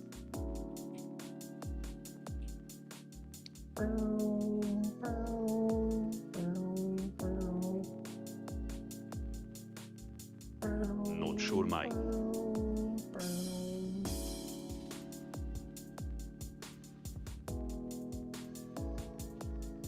Alright, this fight is a lot better now.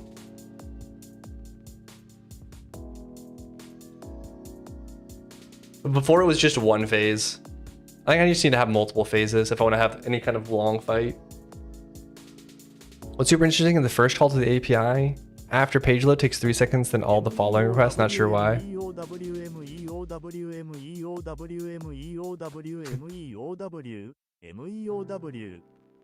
I guess it just spells it.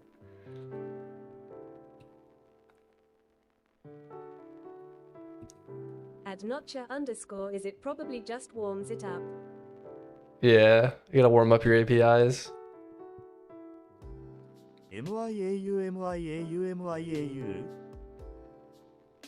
You're not sure if it has a call starting. Oh, could be. Probably net is. Yee. Alright, let's delete these comments.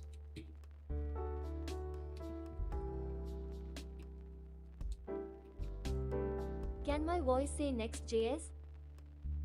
What accent am I do? I can't It's a- figure it out. It's surprising it can't do meow, but it can do Next.js. I won't stand for this preferential treatment of Twitch viewers. Hey, they watch the ads, so they get the voice to speech. Meow. Oh, that one did meow. But when Jin did it, it did meow. He thinks it's American. I guess some voices are able to say more like words. Kenny do Mio. Meow.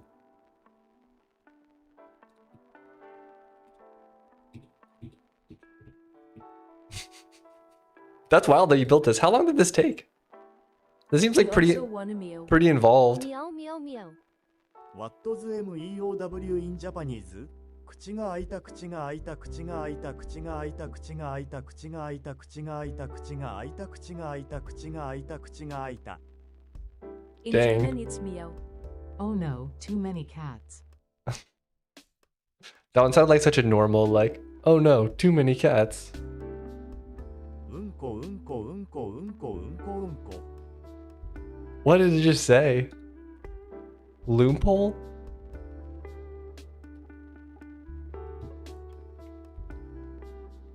Lol, what is happening? Alright, cool car boss. We fixed that fight. I think the Monarch Jelly fight is a little bit too hard though. He think it's poop in Japanese. It could be. We can learn the names of Japanese objects through emoji 自動車消防車とラック電動車椅子パトランプスクーターパトカー Sadly, that is the voice I have been given. I would like something more cool, like Destroyer of the Galaxy. The Galactic Destroyer. Karuchari, the Galactic Destroyer. Best Japan's class ever. Let's try this. Intro to a tutorial video with your accent. At Kawausha, you can announce the purge. 国旗ノルウェーノルウェーノルウェー Norway. Norway?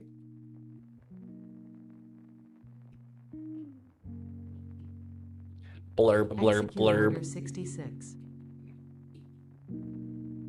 It does kind of sound like that voice. You may now begin the 北朝 purge. 鮮北朝鮮北朝鮮北朝鮮北朝鮮 Ba-dum, bum, bum, bum, bum. Welcome to the channel. Today we are looking at how to do server-side rendering in this week's JavaScript web slot framework. I think I've seen that My video. voice is supposed to be Slavic. He think Kenny say many zuvut. At Kawausha, I say, after the next right, turn left onto Spooner Street. Is this too hard? トルデューゼ There's definitely like a good pattern for it.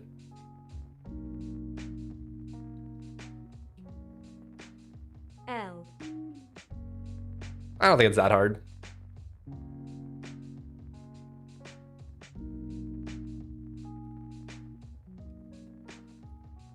And you get a jellyfish cap.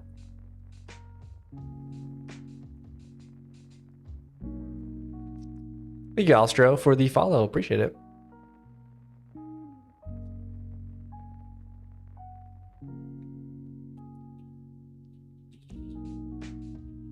I struggled a little bit with my Lul 2 archer with wooden bow. Yeah, it is. The problem is it's kind of an early dungeon. 青リンゴレモン、ぶどう、さくらんぼ、赤リンゴレモン、緑の四角、いちご桃、西洋梨バナナ、ブルーベリー、マンゴー、みかん、スイカメロン、パイナップル。Gosh. How many items can the inventory hold? This one? 8. But there's backpack objects you can get, and then those can hold more objects. But then also things can stack inside of your inventory. Like stones can stack, or iron ore can stack to like 64, I think.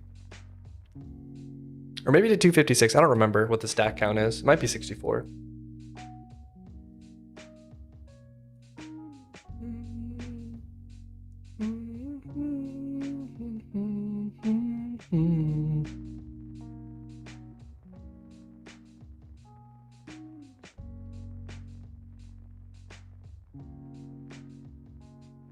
Yeah, that one I'll leave.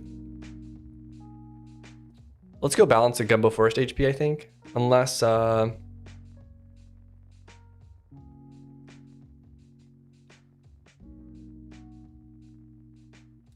we need to do this one next. I see. So you can get upgrades with backpacks. Yeah, I want to make some of the backpacks craftable. That's something I've kind of kept forgetting to do. Right now they only drop. I think I can make them in the loom though. Make some basic backpacks craftable from loom and fiber. Right now they only drop from regular mobs though.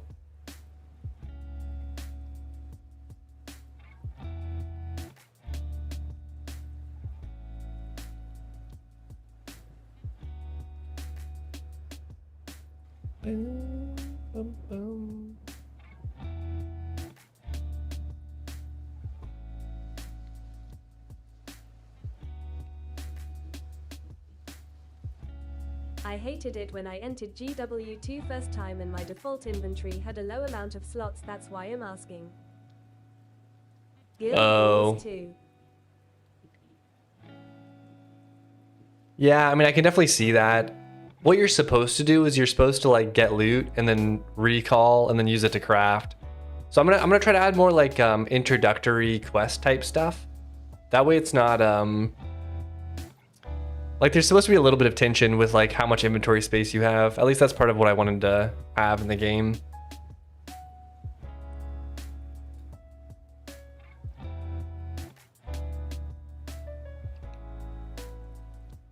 Ah, I see. But yeah, it can be annoying.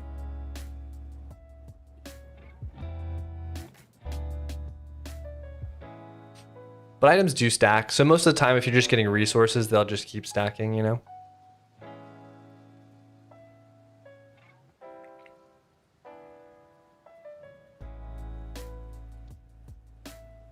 By the way, do you play your game? Not speaking about dev design, actually telling about playing it? Not really, honestly. Like, do you mean, do I just like log in and like play through it? I don't really like play it actively. The problem is I just like play the content so much, testing it, that it's like, there's nothing that's really like surprising, if that makes sense. Like I've done all the boss fights like tons and tons of times.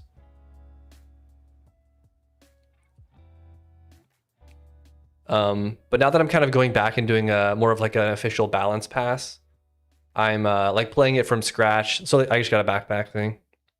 You get like 4 extra slots and you can hide it and show it. But sometimes people don't get backpacks as a drop. Like I got kind of lucky, I think, with this one. I'm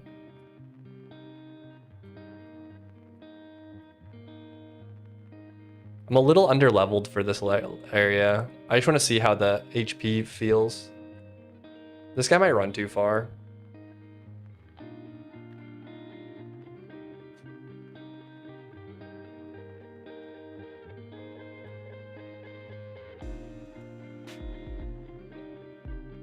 Actually, I don't think I'm that under-leveled. I wonder how much health he has.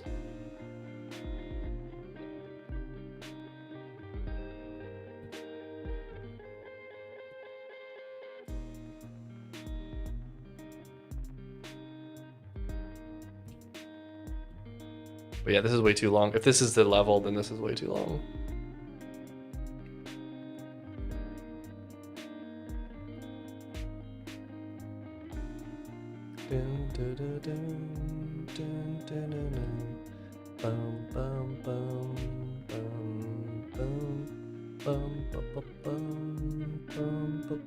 Almost died there.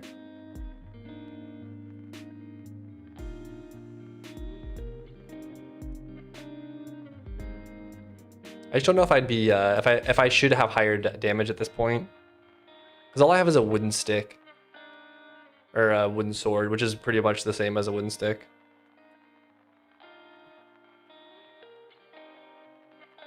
Slime almost got me.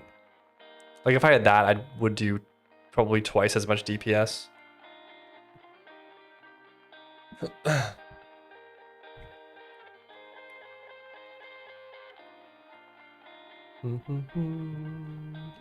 Yeah, like I'm aiming for 7 now, and I have a faster attack rate. I think these health values feel pretty good. I want it to be like a little, like take a little long when you're first entering a biome. But this biome will drop iron weapons, so... Iron is a pretty big damage jump. Nice, we're finding more health potions too, which is good.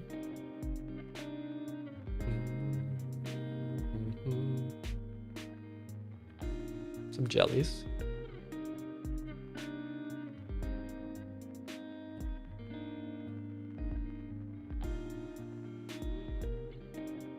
It also sucks I don't have any spells.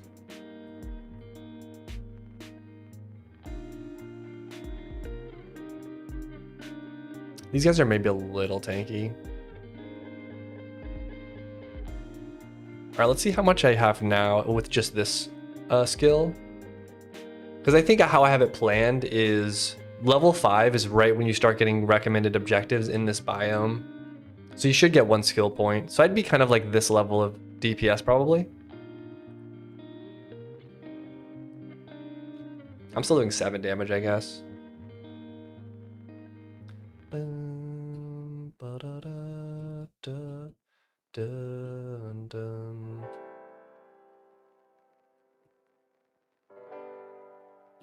I'm not gonna take that. I really need to fix this where you hit Q. It would be nice for this to just pick stuff up.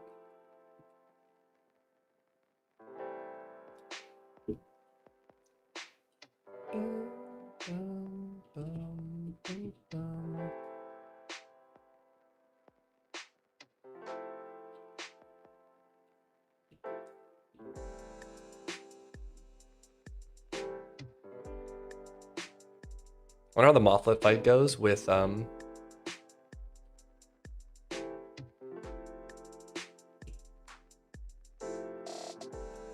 my current setup.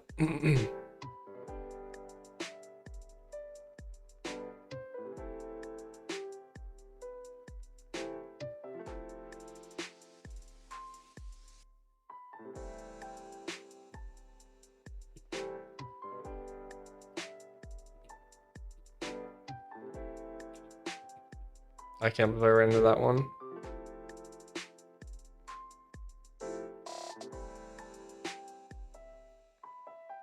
Yeah, I think with an ability, like this would go a lot faster. Though it is a little bit of an annoying fight. I don't think it's that bad though.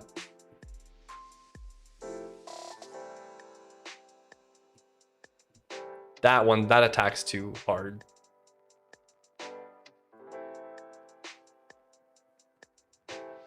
But it's kind of like startling.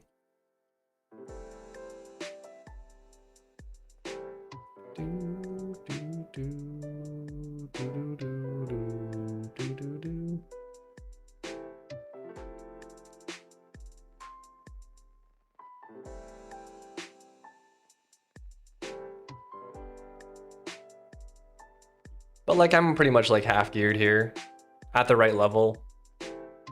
Like I have no ring, I have no boots, I have no armor, I have no pet, which doesn't give you stats, I guess. I have no abilities.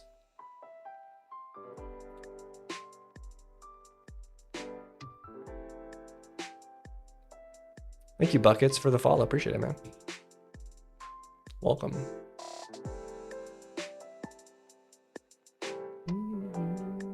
Pets?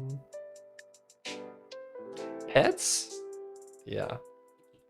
You heard me. Pets. This is a game about pets.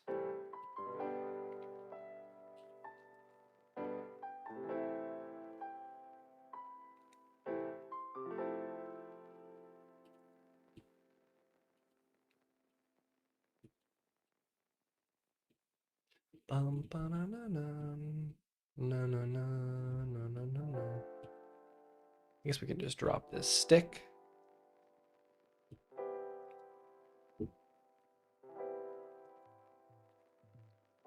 Wait, did I drop the dagger?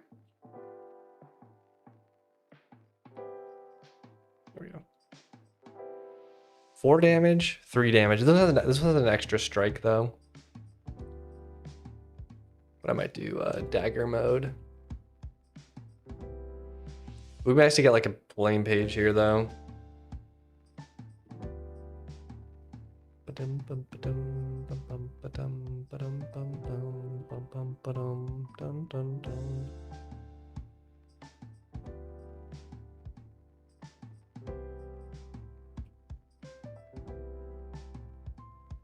Ooh. Armor up there.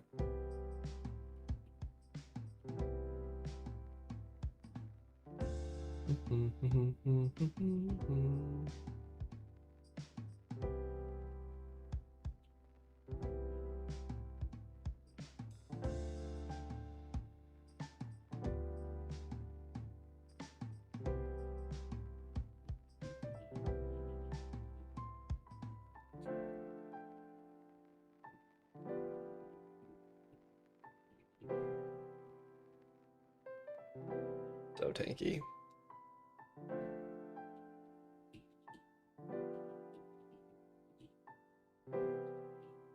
Yeah, it would be nice to queue pick up some of this stuff into the backpack.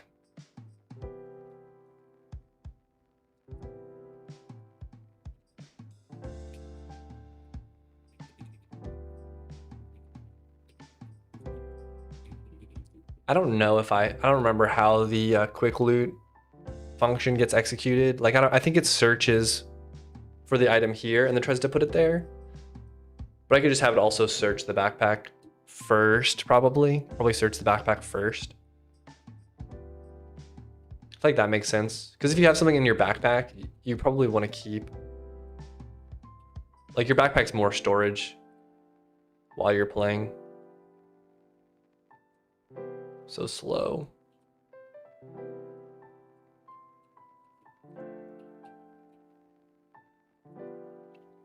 It's like you probably want health potions in your inventory.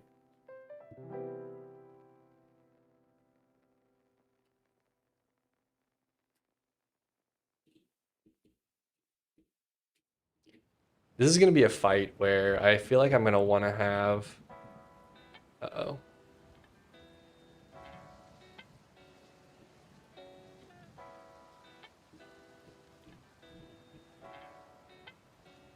Where I would want to have a like a pirate diary or a flame book or something like that, just to clear.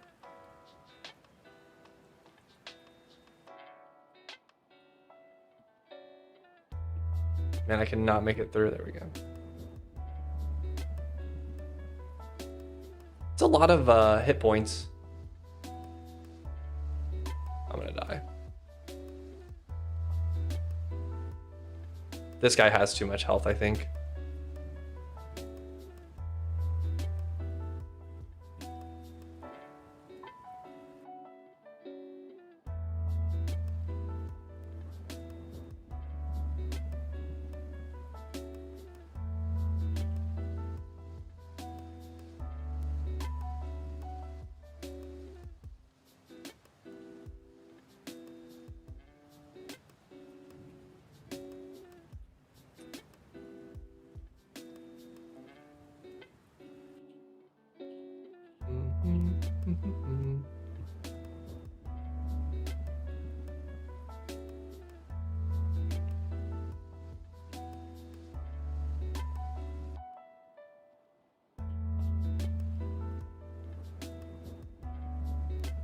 It's a decent fight though. It's just too long. Especially if it's gonna fragment out into these other fights afterwards.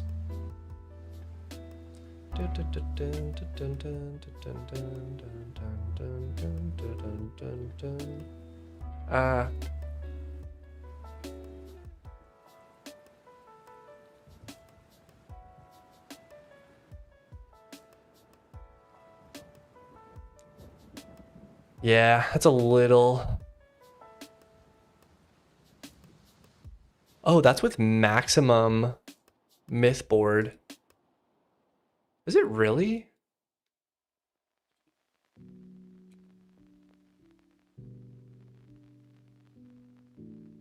Let me log in as a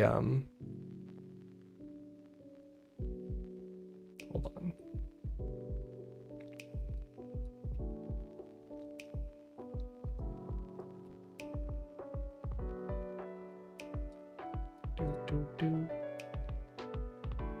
This one.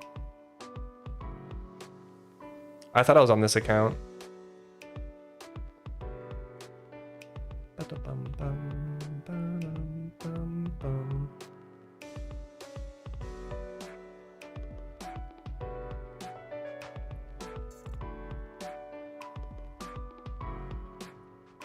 Give me 1 second. I'll be right back. I'm gonna go get some water real quick.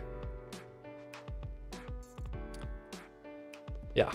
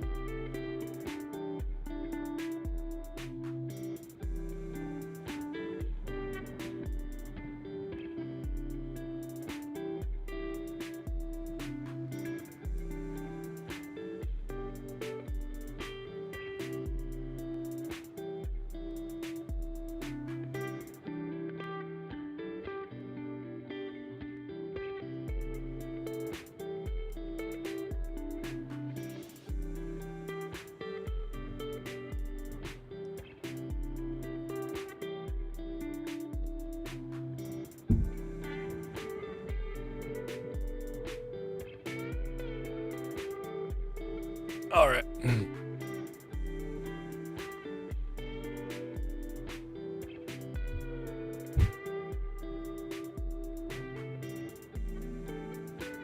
There we go.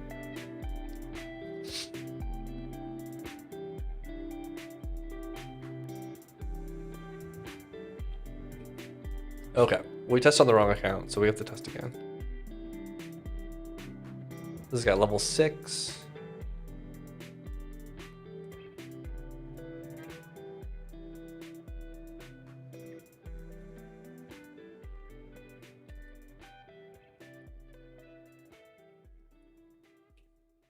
Hold on. Where's our speed boots? I picked those off first, yeah.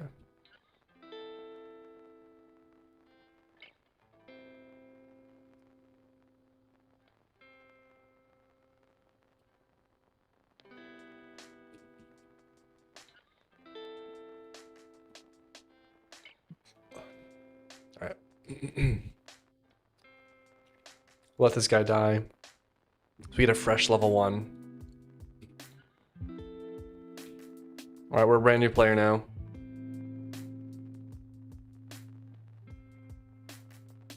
Oh, look at the sword I found.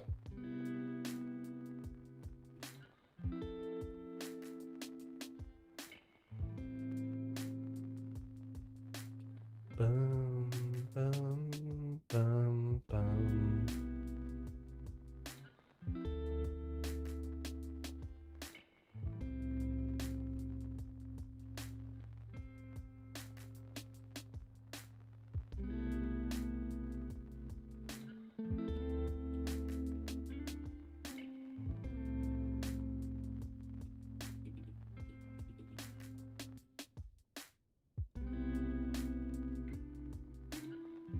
Yeah, it's crazy how much the myth board helps.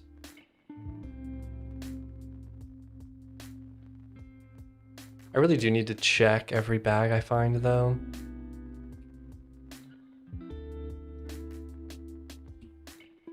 Just in case. But yeah, like this is a pretty easy biome, so I think this is fine. There may be a little bit tanky, but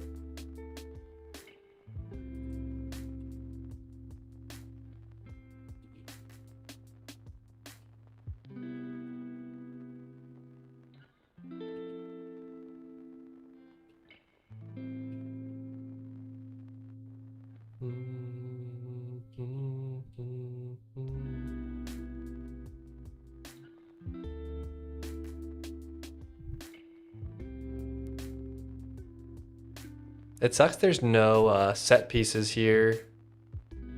So it's just looping me on these cool crabs. That's kind of unfortunate.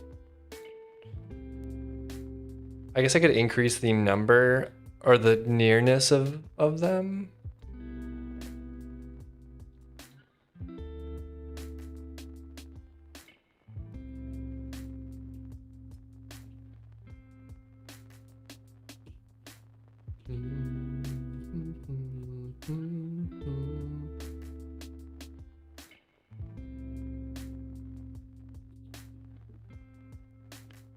Yeah, let's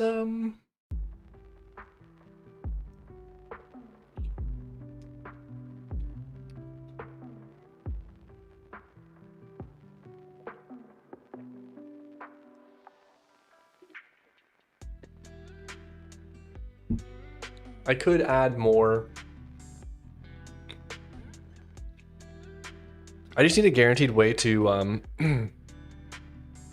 have some kind of tier 2 monster for them to fight in Sandy Shores.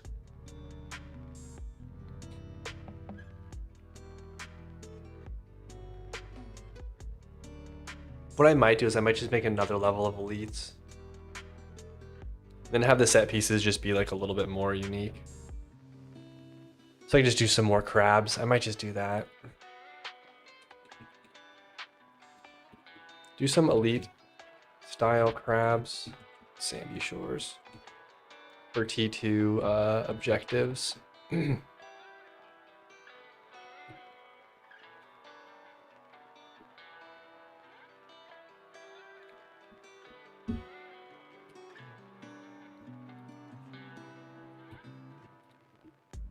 But in addition, I also want to change the manager. Is it in set pieces? Warm up set piece is 25. I'm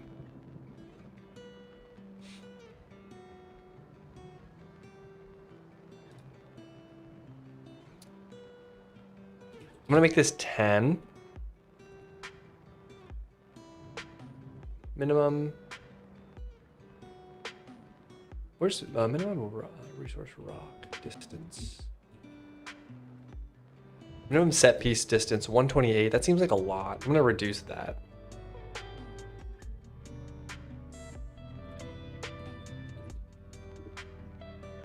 Are you persisting the ECS on the server side? I don't really persist the ECS. I have a select few of components that need to be written for like the player, and I save that stuff. Like every account has their own set of data that gets written for them. So I just serialize like specific fields that I need to save. Let me enable, also I want to enable the testing teleporters. That way we can see where all the set pieces are.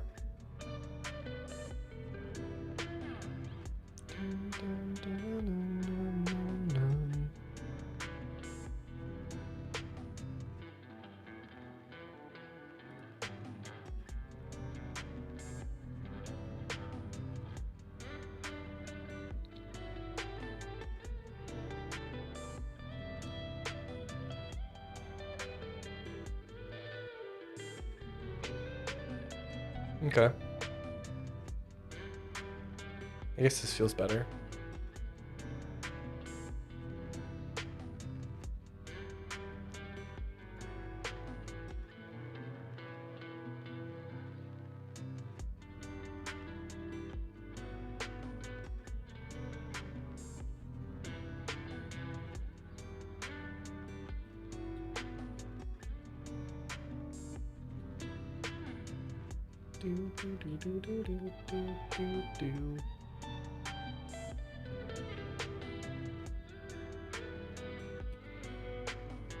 Should we casually die here?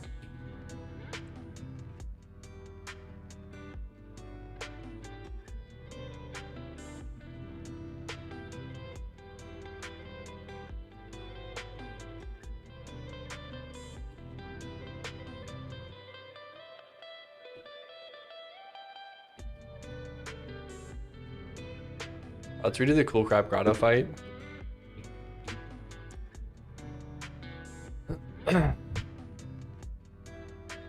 With like a very beginner account.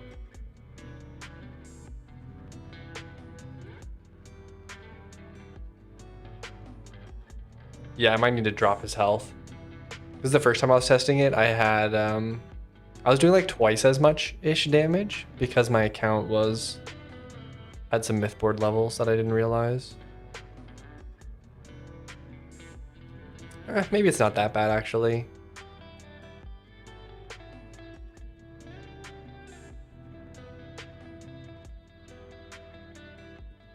I think if I drop it like 100 or 50 to 100 health, it'll be better.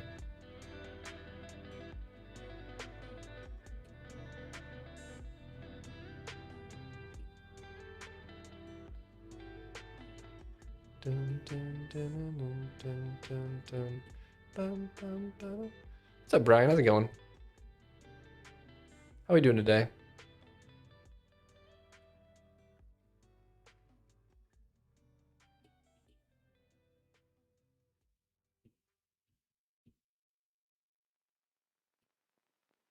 I'm also doing great. Just doing some balance testing for the early game.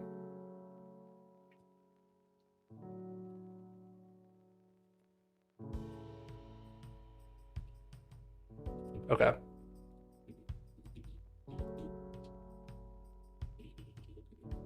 We'll change that to 0.5 and then we'll drop his health by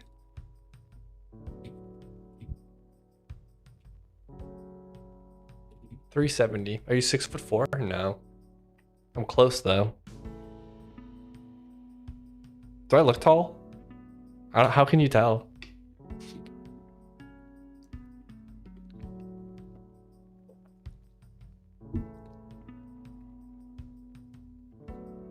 Very. Just because the headrest? Because the headrest looks low?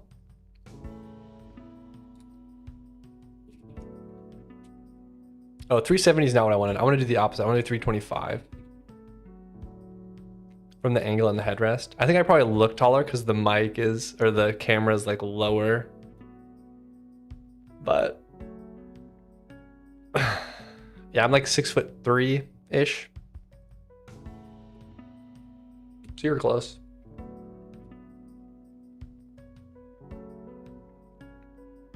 Just had eggs and waffles. Nice.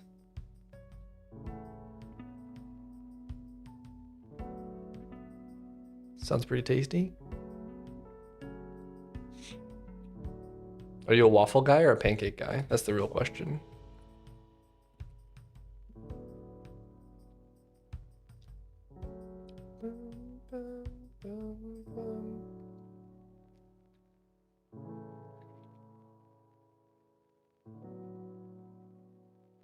Oh yeah, let's do the do we test it again? Let's just go test it again. There's only one good answer for this question. Pancakes taste better. I think it just depends on if you like fluffy or you like crispy. I feel like that's mood dependent though. Like I could be in a fluffy mood, I could also be in a crispy mood. So, I don't know. I don't know what I'd pick. Holy rebuild. What did I change?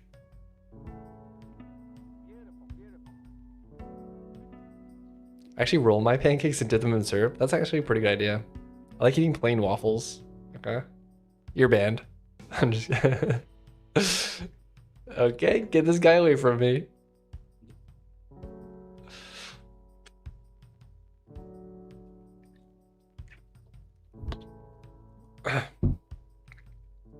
I guess with butter, maybe, but plain? Come on.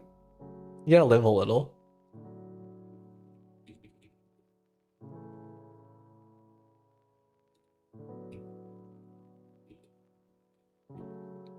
I want to go to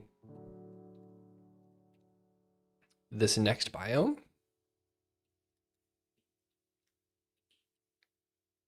Sometimes I'm lazy like that. Well, you can just like put some syrup on them. Or butter or something. I mean, if sometimes the like batter or whatever you call it is good enough to where I could see you eating something like a little bit plain, but like you need to have a little bit of something sweet on top of your savory.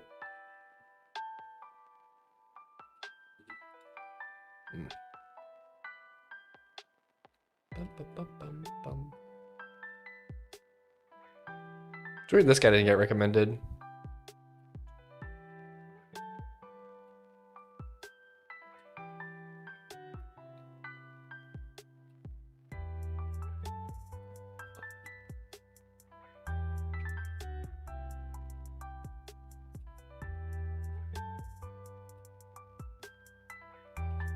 I think those guys feel fine. They feel just a little bit tankier than the mobs we just came from. The one downside is like, look how many resources. I guess this is all the way to level 5, but we've gotten no item drops. Oh, did you? Nice. I'm glad you liked it. Yeah, I just did a new video today. And I made a YouTube short out of it too, and within like 10 minutes someone commented, they were like, my left ear loved this. And then I realized that the audio was only on one side. I think it's because my mic is pointed this way. So I talk into one side of it and the mic like picks up it only on the left side of the thing. And yeah. Did you go to college for CS? No, I went to college for electrical engineering. I took like one programming class though. Introduction to C++.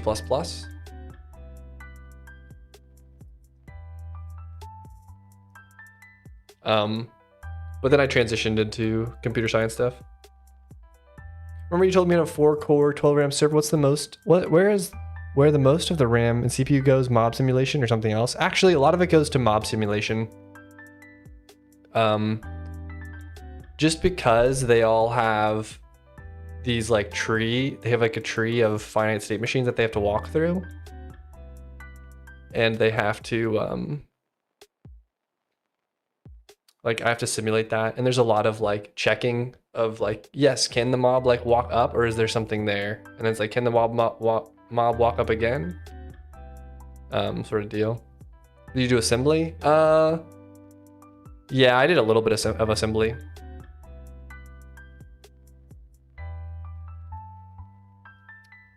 But yeah, most of it goes to that. Memory is not an issue.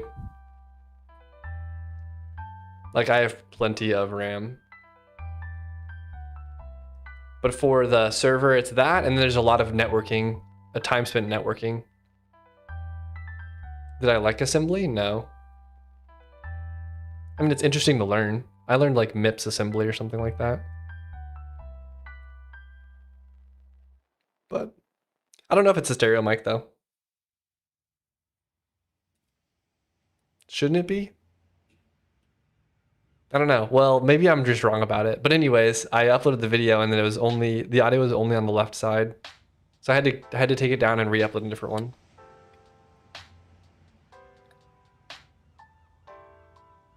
It's a mono mic? Okay. Yeah, I don't know why it was like that. Because I did the exact same recording process that I did for my video and my YouTube short. So I don't know, I must have some setting in my DaVinci Resolve setup that like messed it up. I don't know.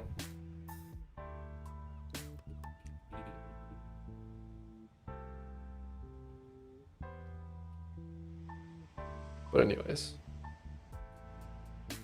you hate to see it, but it's the little things. I think I'm gonna start making my videos though more like that, more diagrammy. I think I prefer that. Yeah, I use OBS to record my audio. But yeah, I think my YouTube videos from now on, I think I'm gonna try to do, well, I feel like I either need to do like super low quality videos where I just like, it's just me talking with like a diagramming tool and like I'm just drawing at the same time. It's either gonna be that or it's gonna be like higher quality, like animated diagrams, like the one that we had this time. But I feel like I want to put more time into my videos. Because a lot of the ones I was doing before were just kind of like, here's what I worked on the last like 2 weeks.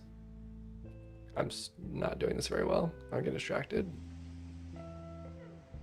And they're just like all over the place. Like they're not like a specific topic. I want to make more topical videos.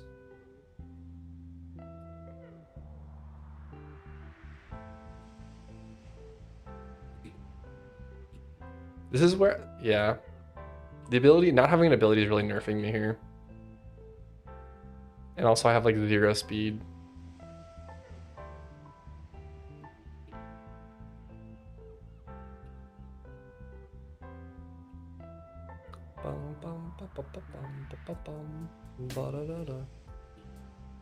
Ay, ay, ay, ay, ay. Holy Toledo.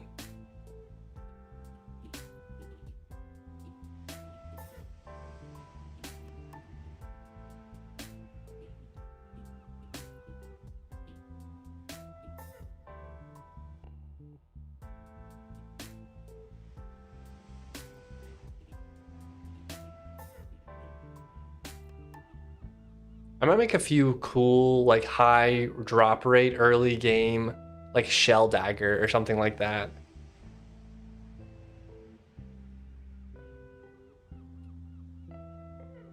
Just to bump up the, oh, look at that. I got a title egg. That's crazy.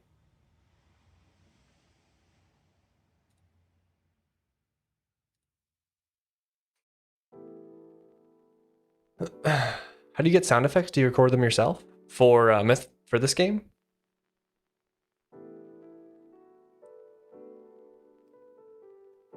You do a dev block for the game that explains some more oh, like writing it? I could do that. Bottleneck a CPU interesting. Video in interesting topics is a cool idea. Yeah, I just feel like it's better to have a more dev block for the 10x editor. Heck yeah. Do you use AI for sprites, textures? If yes, do you generate them locally or use some service? No, I draw them. But for in the game, I purchased this. Oh, kind of like the dev block for the 10x editor. Oh, I haven't seen that. I can check it out though. What was the question? Oh yeah, sound effects. I found this like UI pack.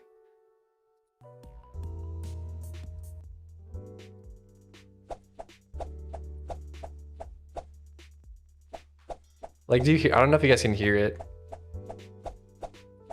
but that's like a it's like a UI sound effect pack where like that sound is like the swishing sound when like something gets swiped away.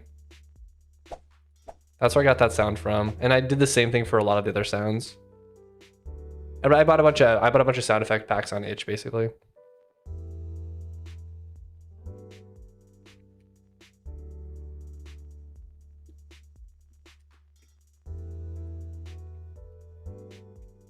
Make some early game unique objects, weapon objects for the early biomes.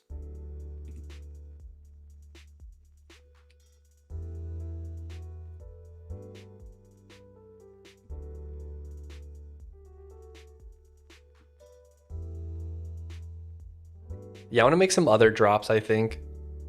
Oh, but for AI, I'll use AI for some things, like naming things or some coding questions sometimes. But I usually don't generate it. I usually don't use it to generate art. I've tried to use it to generate concept art, but it's never turned out very well. So I kind of gave up on doing that.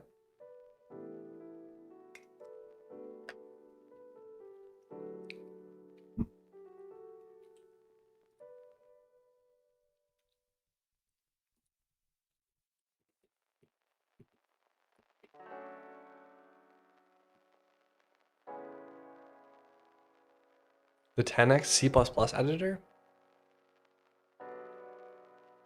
Oh, it's like a text editor he's working on. That's cool.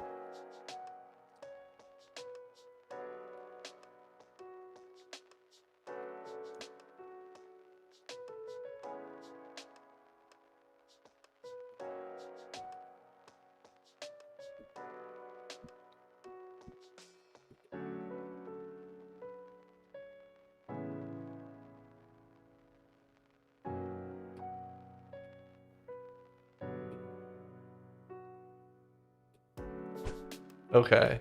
I guess let's bank this stuff.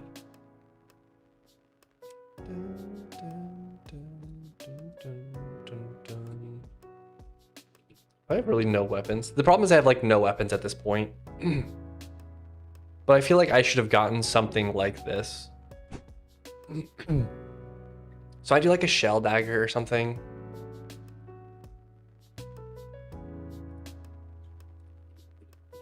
Shell dagger. Wooden dagger plus crit. I'm just kind of like jotting down ideas as I play through. Let me turn this off. Okay. Now I want to go to, yeah, I guess I'm pulled into the Moonlit Shoals biome. We did just do the dungeon for it a little bit ahead of time, but, or I want to go look at Scurvy Strand, I guess. Which has similar stuff. Similar mob HPs.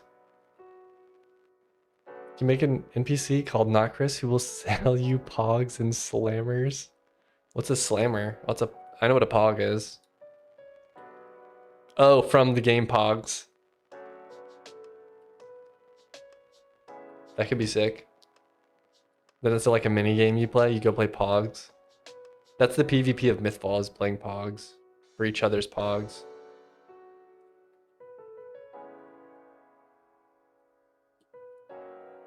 I don't think I ever knew they were called slammers though. Maybe at the time I did. Yeah.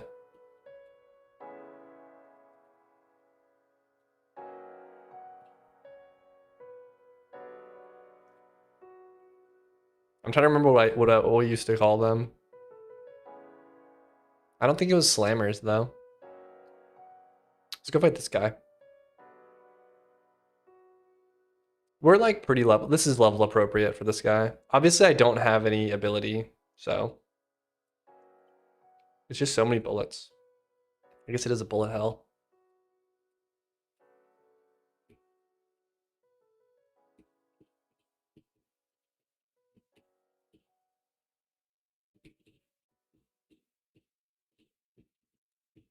Yeah, part of the problem is I had to remove the...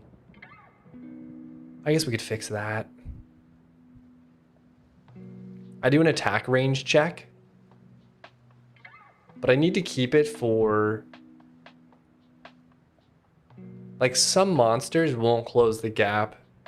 I guess I'll just fix those as they pop up, though. Strength ring, though. Let's go fight this boss.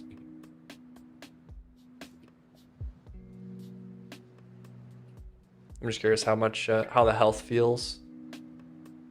I'm doing 5 damage, which is pretty hefty.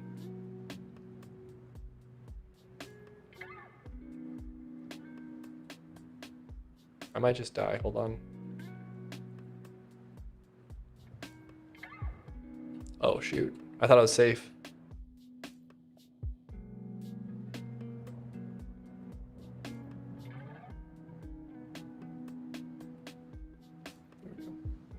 No death today. Oh, we got a cape.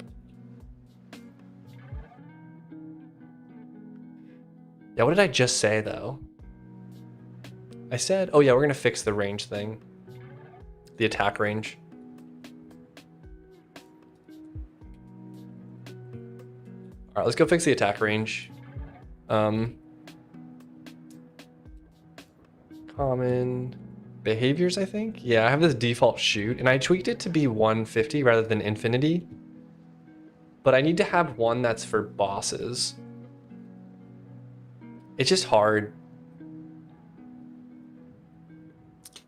Because for bosses, I want to, like bosses in dungeons, I want to have them shoot all the time.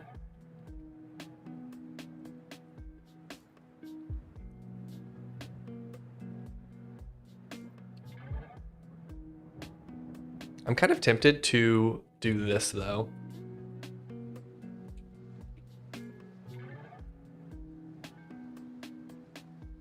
Maybe default shoot's okay.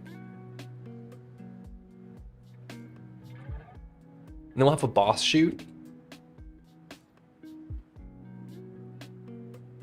which is just this.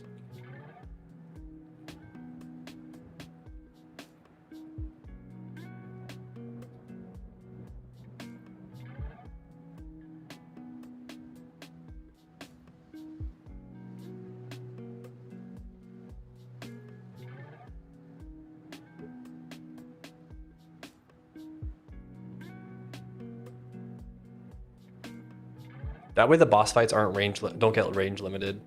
Because I think that's going to be a problem. Now I just need to go through all the bosses and update their default shoots to be boss shoots.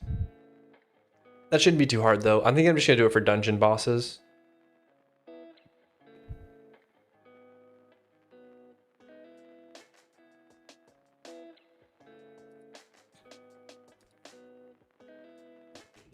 Okay.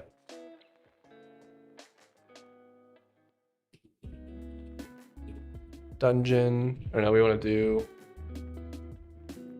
dungeon. We'll just go through each of these.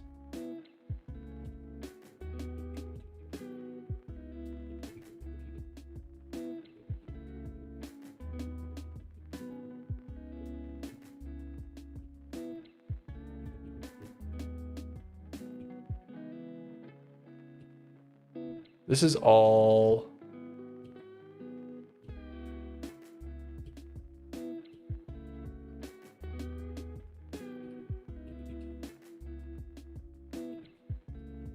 All right, then we have a mini boss file. All right, that's that one. Ancient Ruins.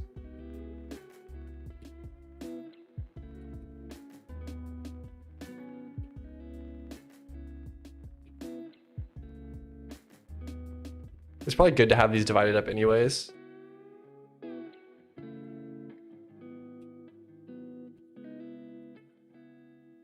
I might be able to just look for all the boss state machines.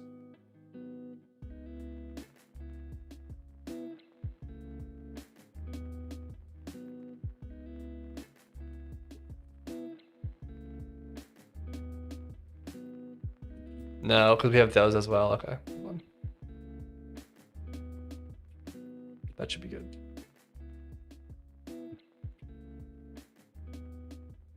All right, there's the Anubis dungeon. We have the Awakened dungeon.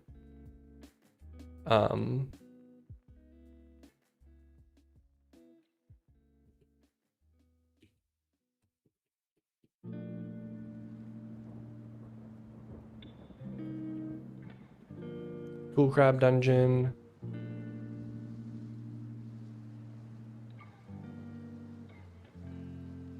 Oh god, this is just common components. Elder tree.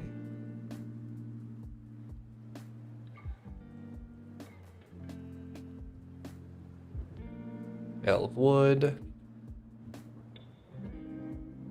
Hey, where's Lorendale?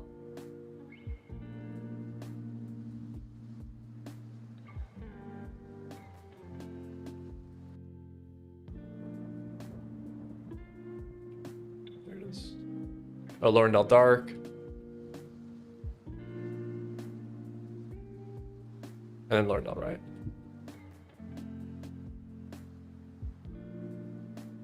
Goopy Grove, boss.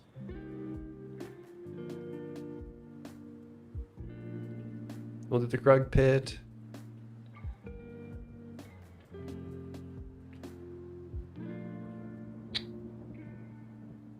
Boss shoots. Okay. Halloween one we don't have to do. Hanging Temple.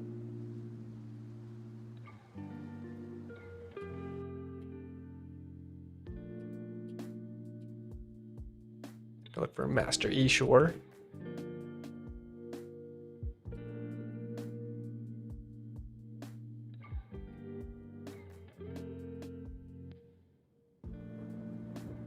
This must be an old version of the fight. I'm just gonna delete all that. Okay, Lava Forge. This one has no bosses. This is just the Luminous Cavern.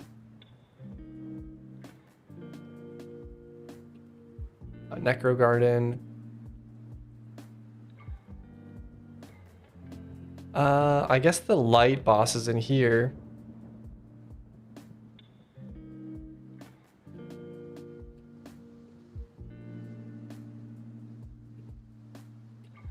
Okay. Pirate Cove.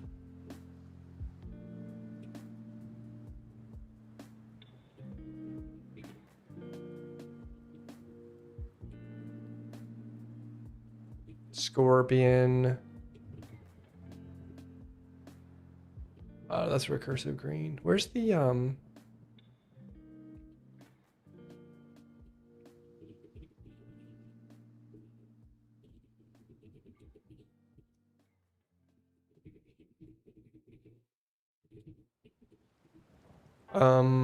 that's for the Sphere dungeon, which has no bosses. I really should just be pulling the boss fight into a different file.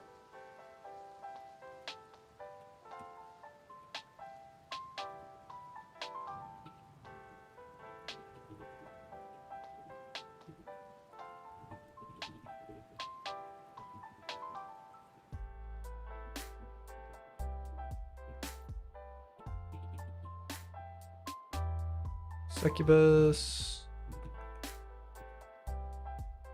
There we go.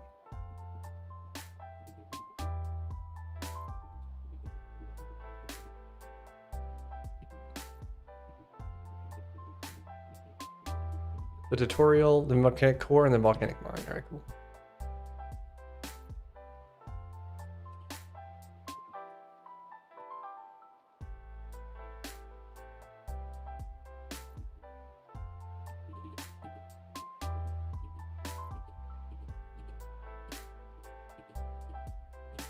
This is a big boss fight. Do you have estimates on how much time you spent on this game? I've been working on it for like 3.5 years or so.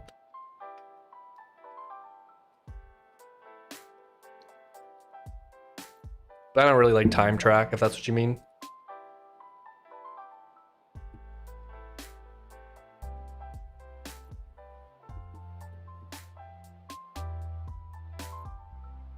Okay, that should improve things at least. I didn't want to go to defaults though. Or no, it's actually not comp, it's behaviors. Common behaviors.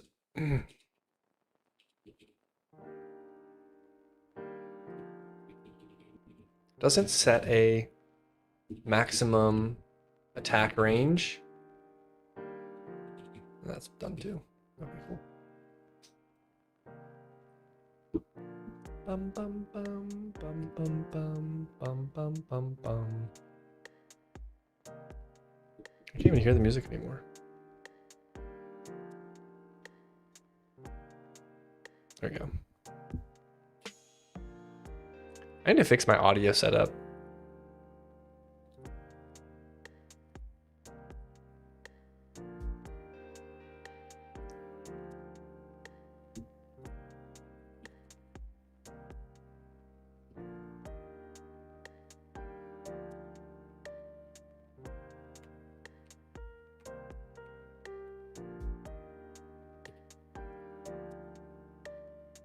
I think any other that I've missed, I'm just gonna have to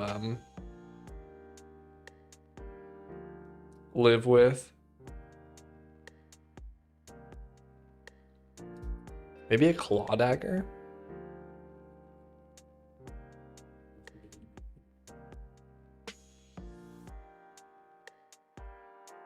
I did that one. Okay, cool.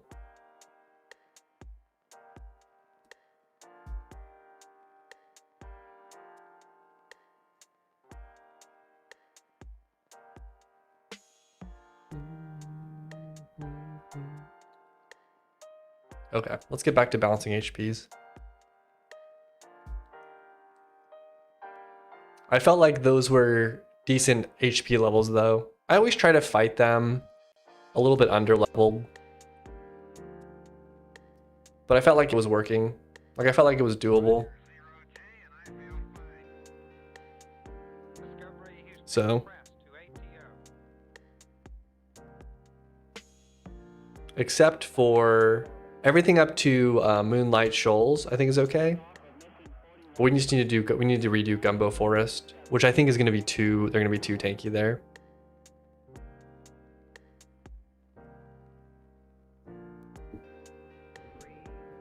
But we'll try it.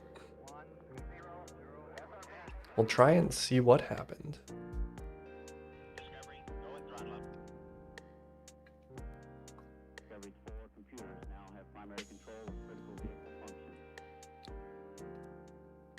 I think making my configs, writing my configs in Go was a cool idea, but just waiting for this to build is no bueno.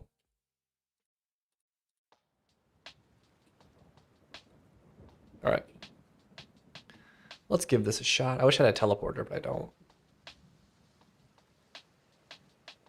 So we'll run.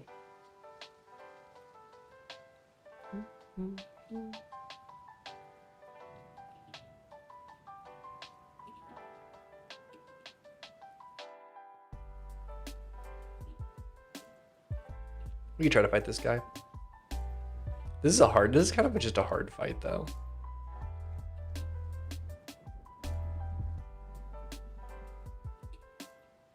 It only works because his HP is so low.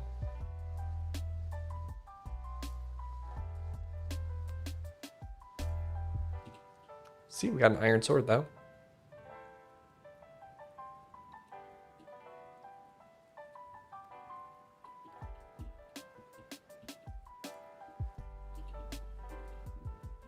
Now we're one tapping them. Now let's suppose we run into Fungal Grove.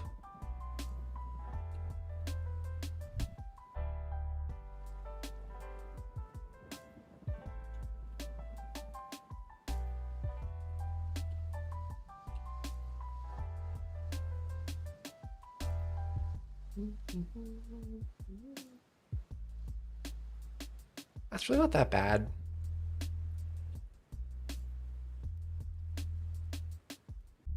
Let's see what the wooden dagger would be like. Like they're maybe a little bit tanky.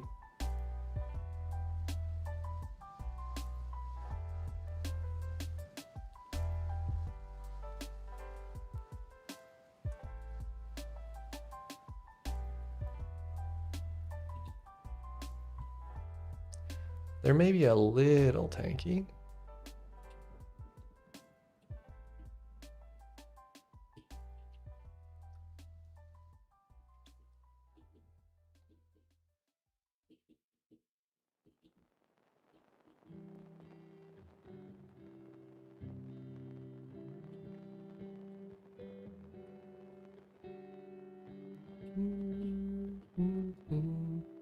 Like I see these big blue circles and I think, oh, they're gonna target me because of the last biome.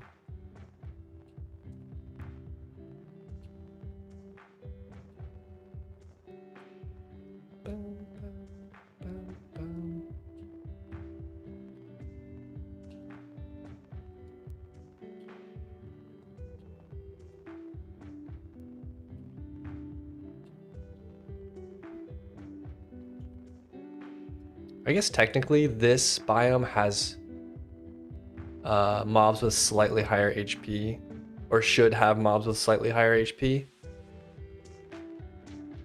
Also, we haven't purchased our skill point yet. So we're technically like right at the level where you would start to enter Gumbo Forest. At least if you followed the everything exactly right. Maybe we're like this. I need a health potion though. Health pot? No. I don't want to die. Okay. Oh yeah, I want to get a skill point. Why do I have two? I guess I finished one of the quests. Yeah, I must have finished one quest, which I guess is okay.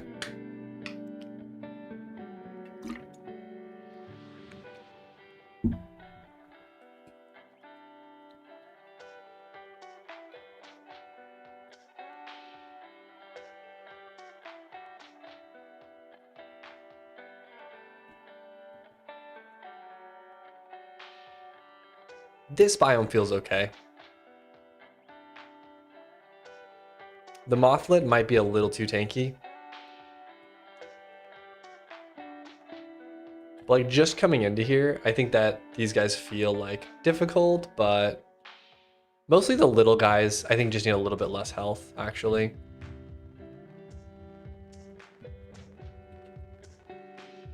Because they just like, it's hard when they take so many shots to die.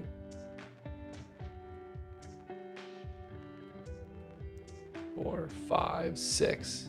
Like they must have 30 HP.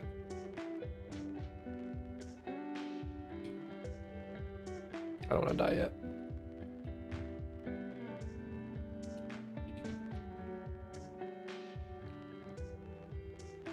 Yeah, the small guys have 30 hit points, which is kind of a lot. I'm wondering what is the progression in end game in Mythfall? Right now the end game is hard dungeons that have rare loot that you have to go do a bunch of times to get the rare loot for, to get like the next thing. Like that's kind of how the progression works. It's there's an upgrade that you want.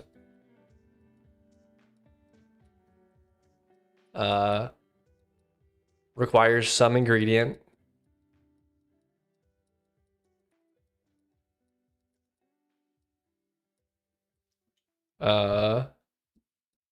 Which causes you to go do a dungeon.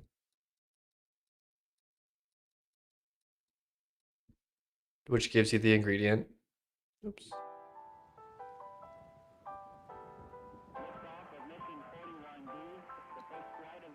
And then the upgrade makes you stronger.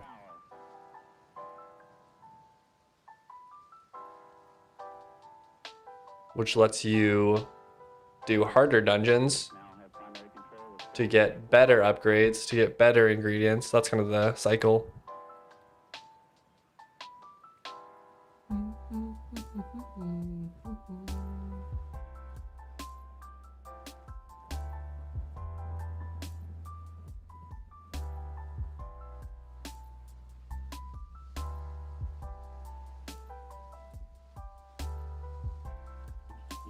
What was this change? This was mostly like a reorganizational change.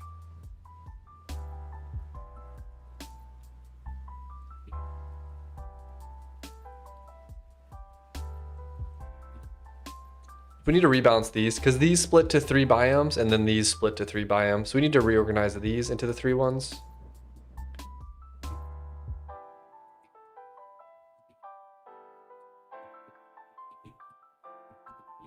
So we'll have Gumbo Forest. And then we'll have Fungal Grove. Oops. Fungal.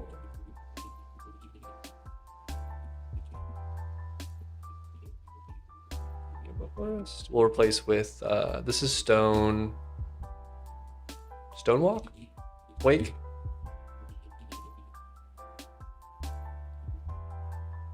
Stonewake Forest, okay. I'm gonna give these guys 20 hit points. They're at 30 right now. For Gumbo Forest, I think 20 makes sense. I'm gonna do 25 here. I'm gonna do 30 for Stonewake because I feel like golems are just bigger.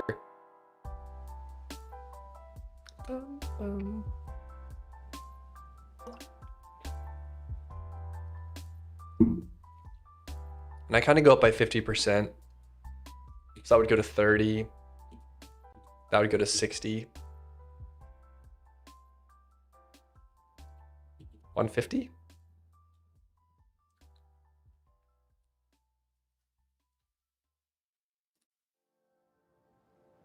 Well, hold on. 30. I should probably feel these out. This will be the, which fight is this, actually? The Mothlit?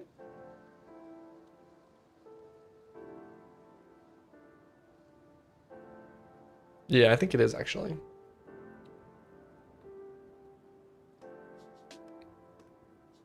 This might need to be, I mean, right now it's 800.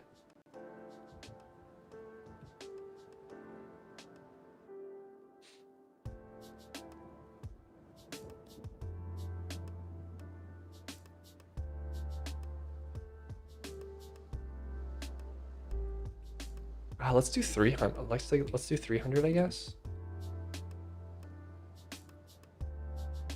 What's the, oh, it's the blight cap here. That's also 800. 400. Maybe we'll do 400. I'm trying to think what would be a large though. That's okay though. All right, we'll do 25. We'll do 50.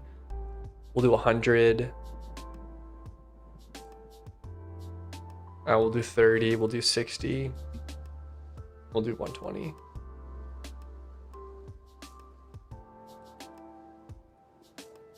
I'm gonna do 20, 40, 80, 25, 50, 100, and then 30, 60, 120. I'll do 300 for the Mothlit fight.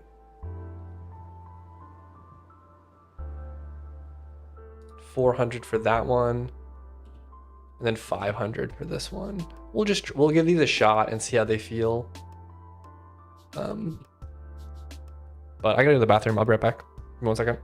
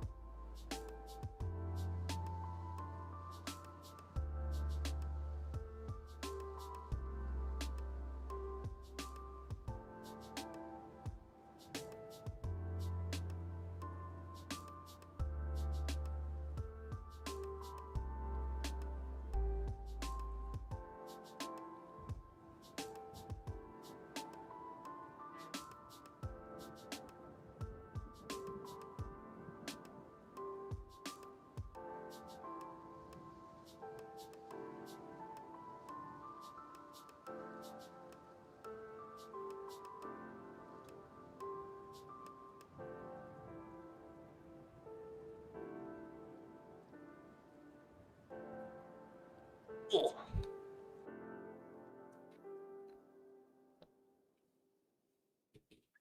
Do, do.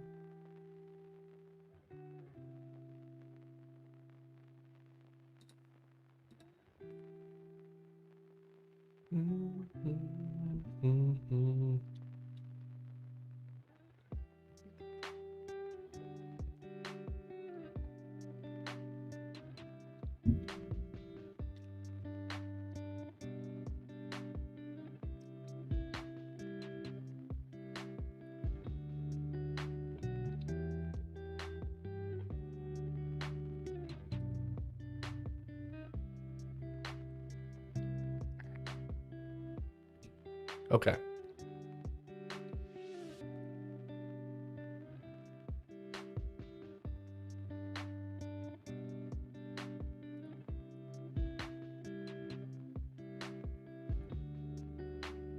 Oh yeah, we need to migrate these, and then we can go test. So we just gotta pick the right level that we want to have these at. This is fun, we'll grow. So just by default, we'll do the small health version. We'll do forest health. We'll just search for these. Plant sprout, we'll have small. Bush, we'll have medium. Gremlin will be small. Small orange will be small. This will be medium. What was it before, actually? I'm curious. Forest health medium. 60, it's gonna be 50. Okay. That's pretty close, actually. Forest, yeah, this one's good. Okay. We'll have large.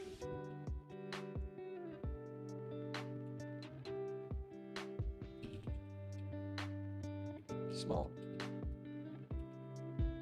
All right.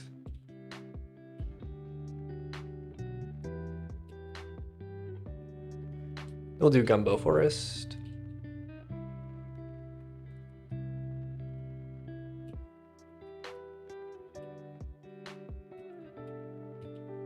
Red marsh slime.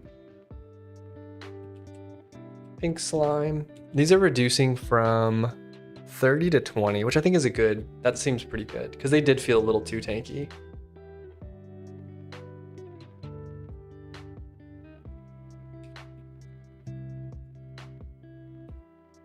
Large green, this will be large. This might make him more tanky actually. What was he before? 60 to 80. We'll see.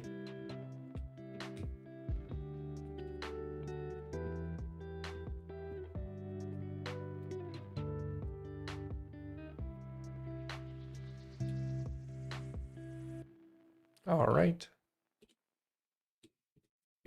That's Gumbo Forest.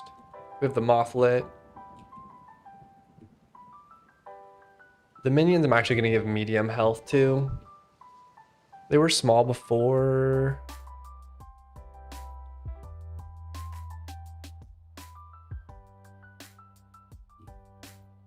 Yeah.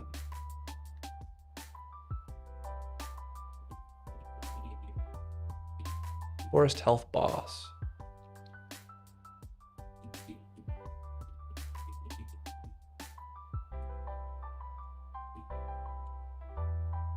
All right. Stone Wake.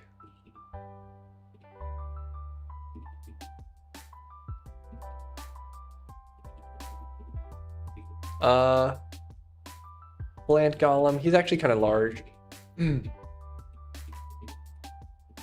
is a small one. Roamer. Elite was 150. We're gonna make him a large.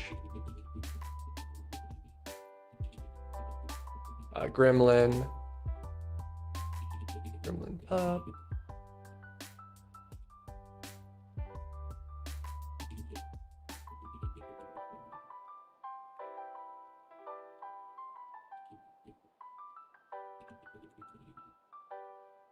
Sorry, Plant Golem is medium. Golem Ninja, what is this one? Oh, this is Pebble Golem.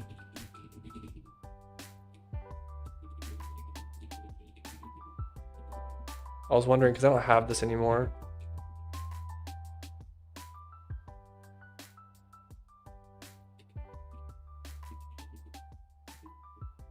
I think I named those backwards actually.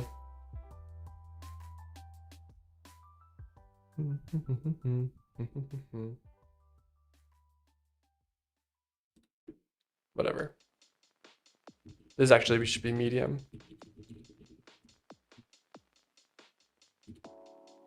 Elder Tree Dungeon. This one's from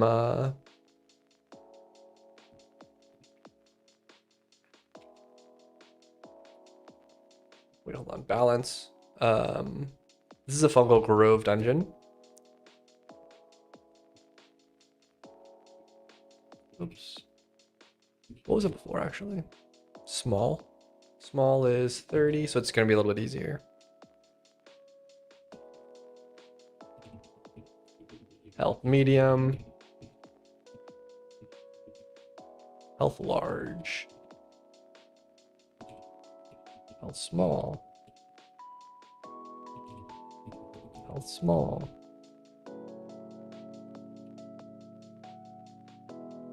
Hold on, I did the right one, right? Fungal Grove, yeah. Because I think I do this for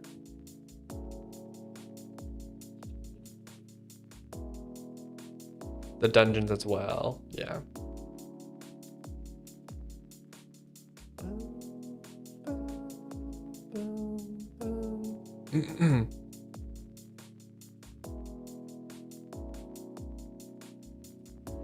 Okay.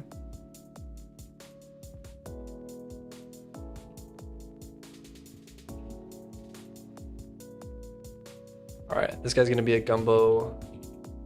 Those guys did feel pretty tanky when I first fought them. So this will be good for that.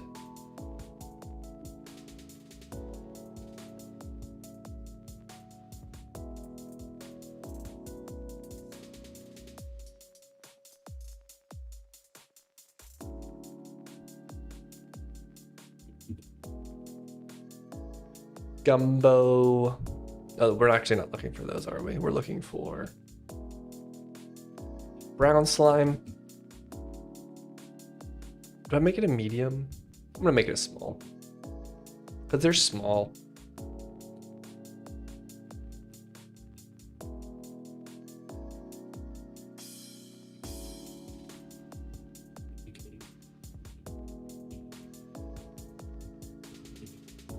The purple ones, I don't know, it's kind of hard. We'll see.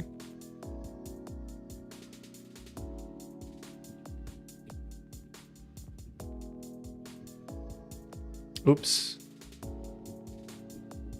That's the wrong one. Balance. We want Stone Wake Forest. Small, medium, or Dirt Golem.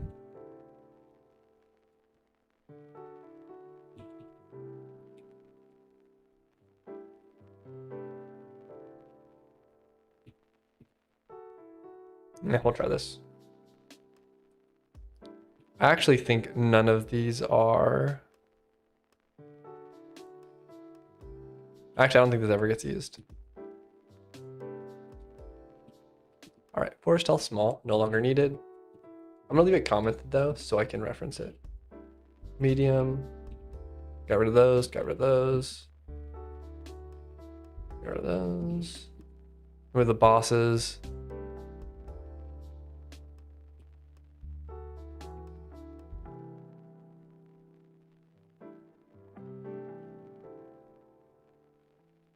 This is Fungal Grove.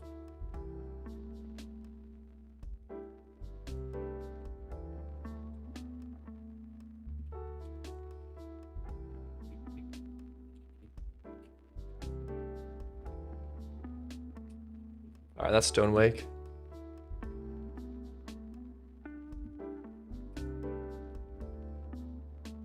All right, let's see how this plays.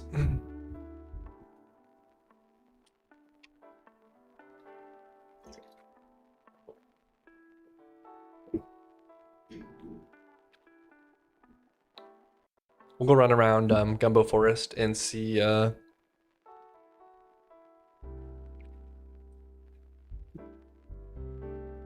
it feels difficult enough or too difficult, or they feel too tanky.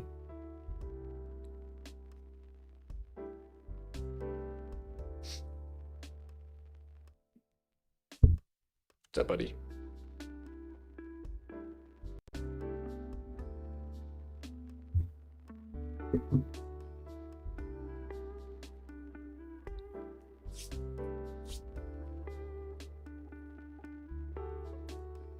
Bum, bum, bum, bum, bum, bum, bum, bum, bum. I need to do this. I need to add this to my list.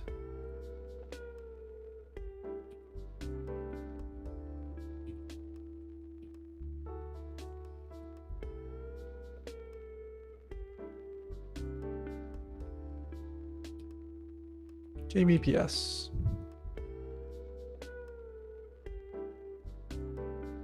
All right. These guys may be a little bit underleveled, but I think I'd rather balance it around too easy for me, just because I think for a brand new player, it'll be a little bit, at least early game stuff, I'd rather be on the easier side. Just because there's a lot of discovery.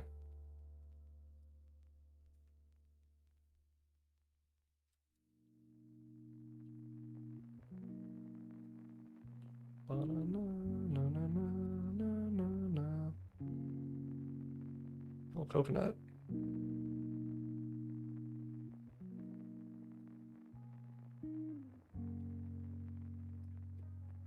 And they still feel pretty tanky.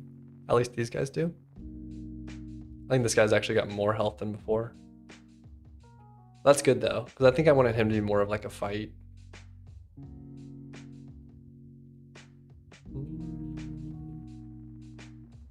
Let's go to Gumbo Forest though. That's technically where the next one is. I should probably make this section Gumbo. All right.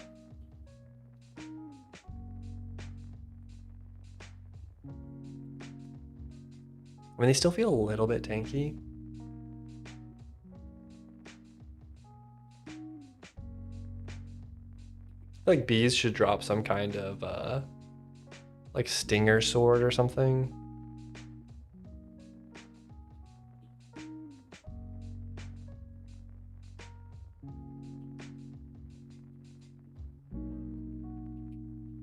My cat's laying on my keyboard.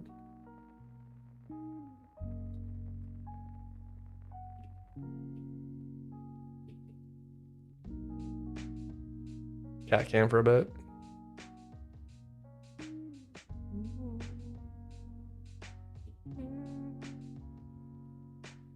What's up, buddy?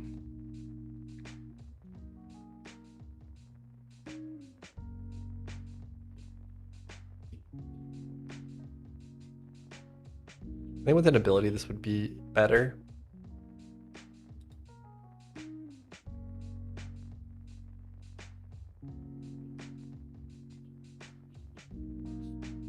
Let's try the screen slime.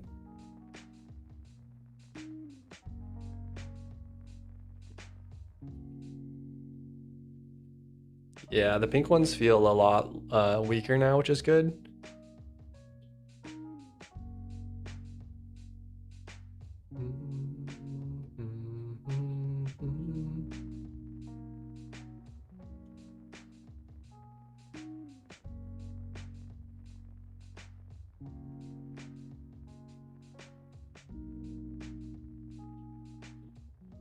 But yeah, let's try the mothlet fight.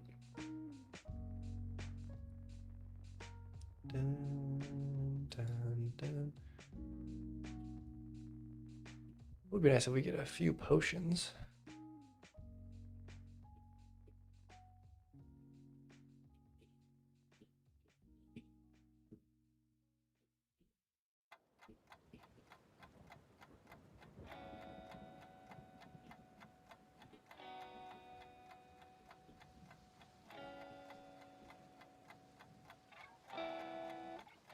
That's actually kind of nice. I prefer daggers. Actually, I think they're just better. At least for early game.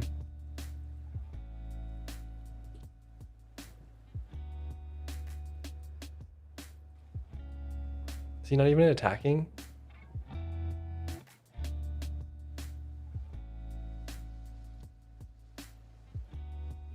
Oh my gosh. I need to clear these guys first, I think.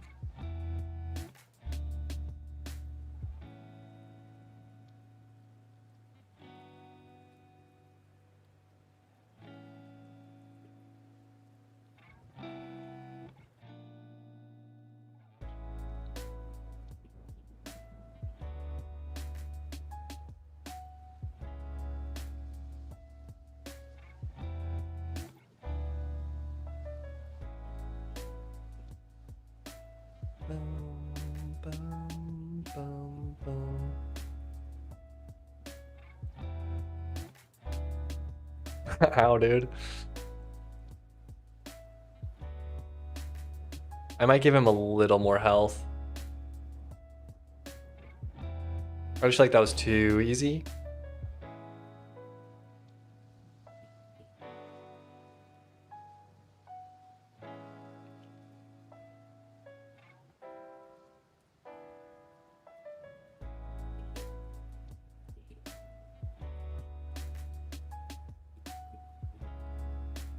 I'm gonna do 550 for that one though. So we'll do 4. We'll do 450. And 500, I think. Alright, let's go Stone Wake.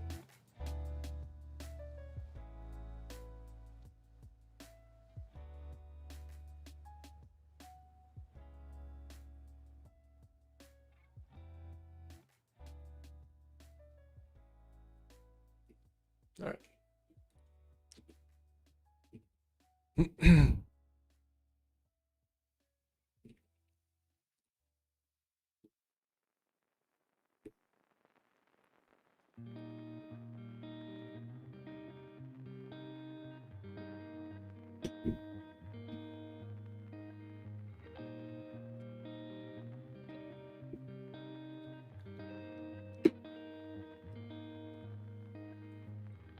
Dun, dun, dun, bum, bum, bum.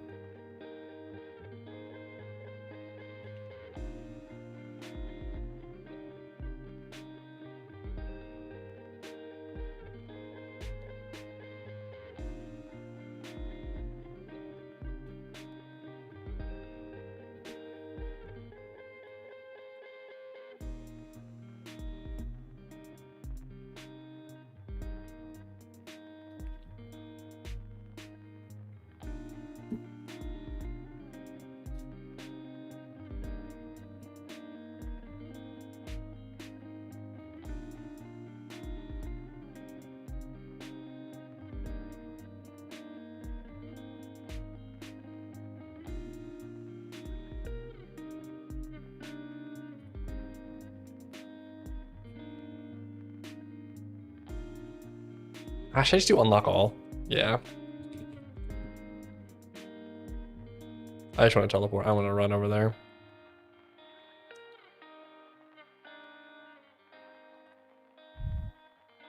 I want to see how this fight does.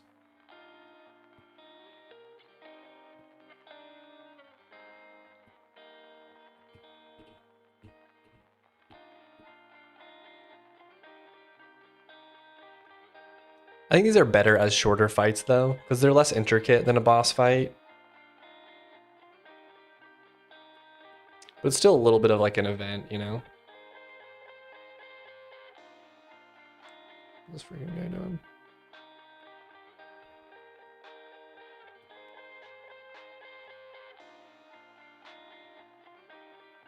Some of these guys are very tanky. That said though, I'm still leveled a little under for this one, so I would expect things to be a little on the tankier side.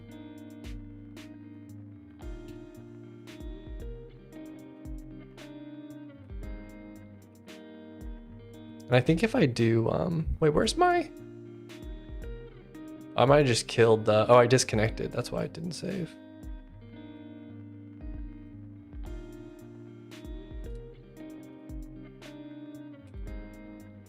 Is there like cities with NCPs? Or NPCs and like storage NPCs and stuff like that? Yeah, there's the... This is like the only like city, I guess. There's like the King's Castle area. And there's different merchants you can go talk to that sell different resources. And there's a bank, which is like a RuneScape bank, basically, where you can store stuff. And then I've got, there's like player housing area, which is here, and you can like pick up tiles in the walls and move these blocks around. And this one like forges stuff. It converts like ore into bars. This is like a big crafting workbench. So you can like craft upgrade helmets and stuff like that. I wanted a helmet. Voila. But I might add stuff like this kind of scattered around the sphere area. There's this big island, and right now I just place these like little area boss fights that drop dungeons. But I think it could be cool to add more like questing loops and event sort of things to the main game world, I guess. I wanted to add one thing to my notes though.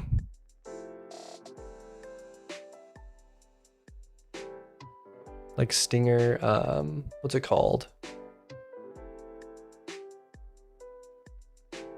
B, Stinger, Dagger, or Sword, or something.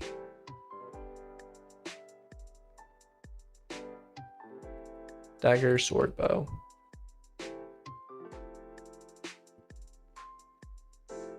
Drop chance to increase events and stuff. Yeah, like any kind of stuff, you know, like little things you do to like get loot drops or little challenge things that give you some rare items, stuff like that. One thing I do like about my game is that because it's going more into this crafting direction, I can do a lot more like variety for the progression, if that makes sense. Like I could have the bees drop a stinger that you take back to craft some like upgraded sword, or like some sword upgrade for like one sword type or something like that, you know? So there's a lot of like really cool little, more like niche type things I can do. Let's do this fight.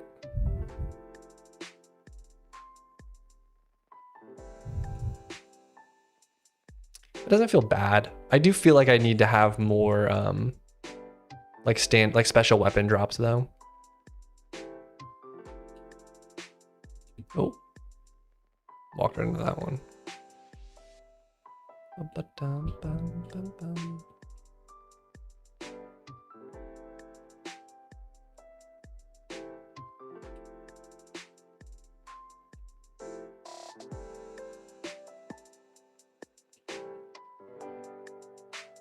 Like how the sword rotates around the player sprite? Yeah, it is a cool effect.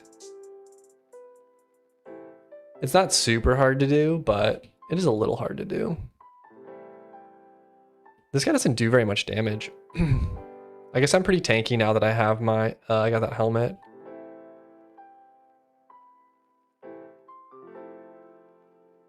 Wow, what is this? There's only one defense though, right? Okay. I think this boss is fine health-wise. I just think I had a bunch of monsters come in. Oh, nice. These are super good. Throwing knives. Oh, another iron bow. Let's see how these guys feel. With, we'll do a bow here.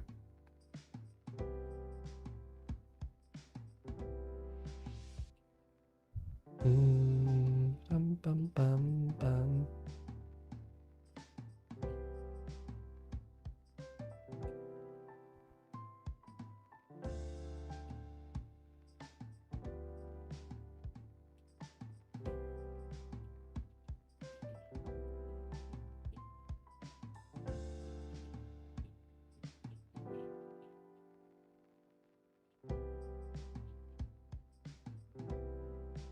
Interesting grass, or blade of grass there.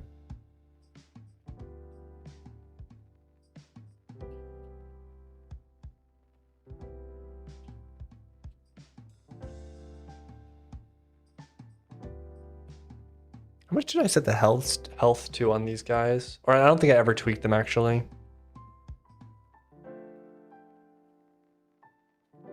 Oh, it's a dead end.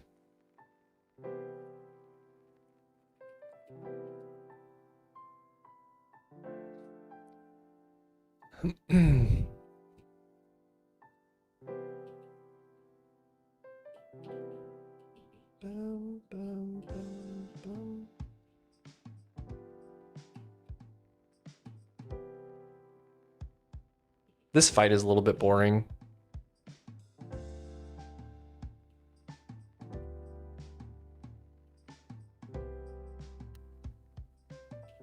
Oh, he didn't. I guess that's okay. This is a lot of health though. It's maybe a little, it should be a little tanky, but the fact that I haven't even gotten to half health yet.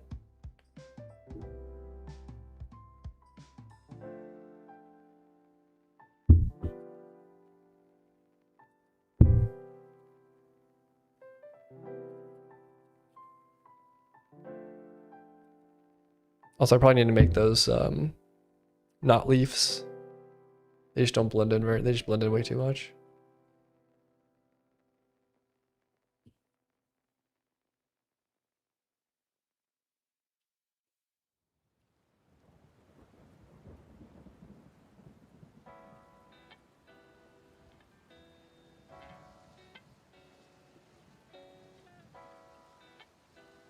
Nine damage.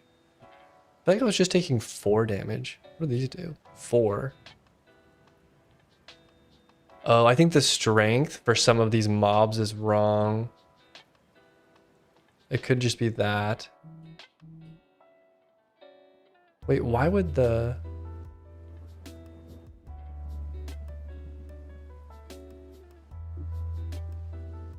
Why are leaves doing 9?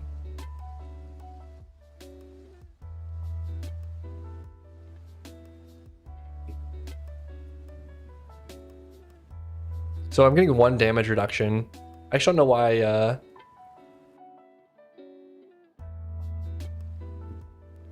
let's go look, I guess. It's, Elder Tree.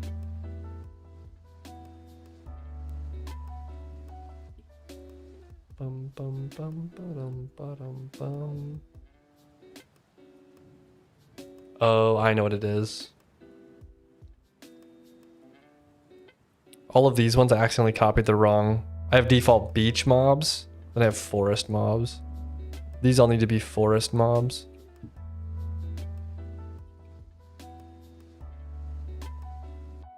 And forest mobs have a higher strength level. Let me see.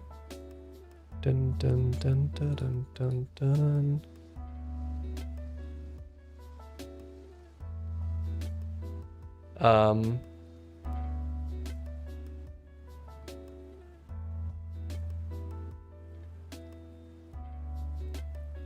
Elder Tree,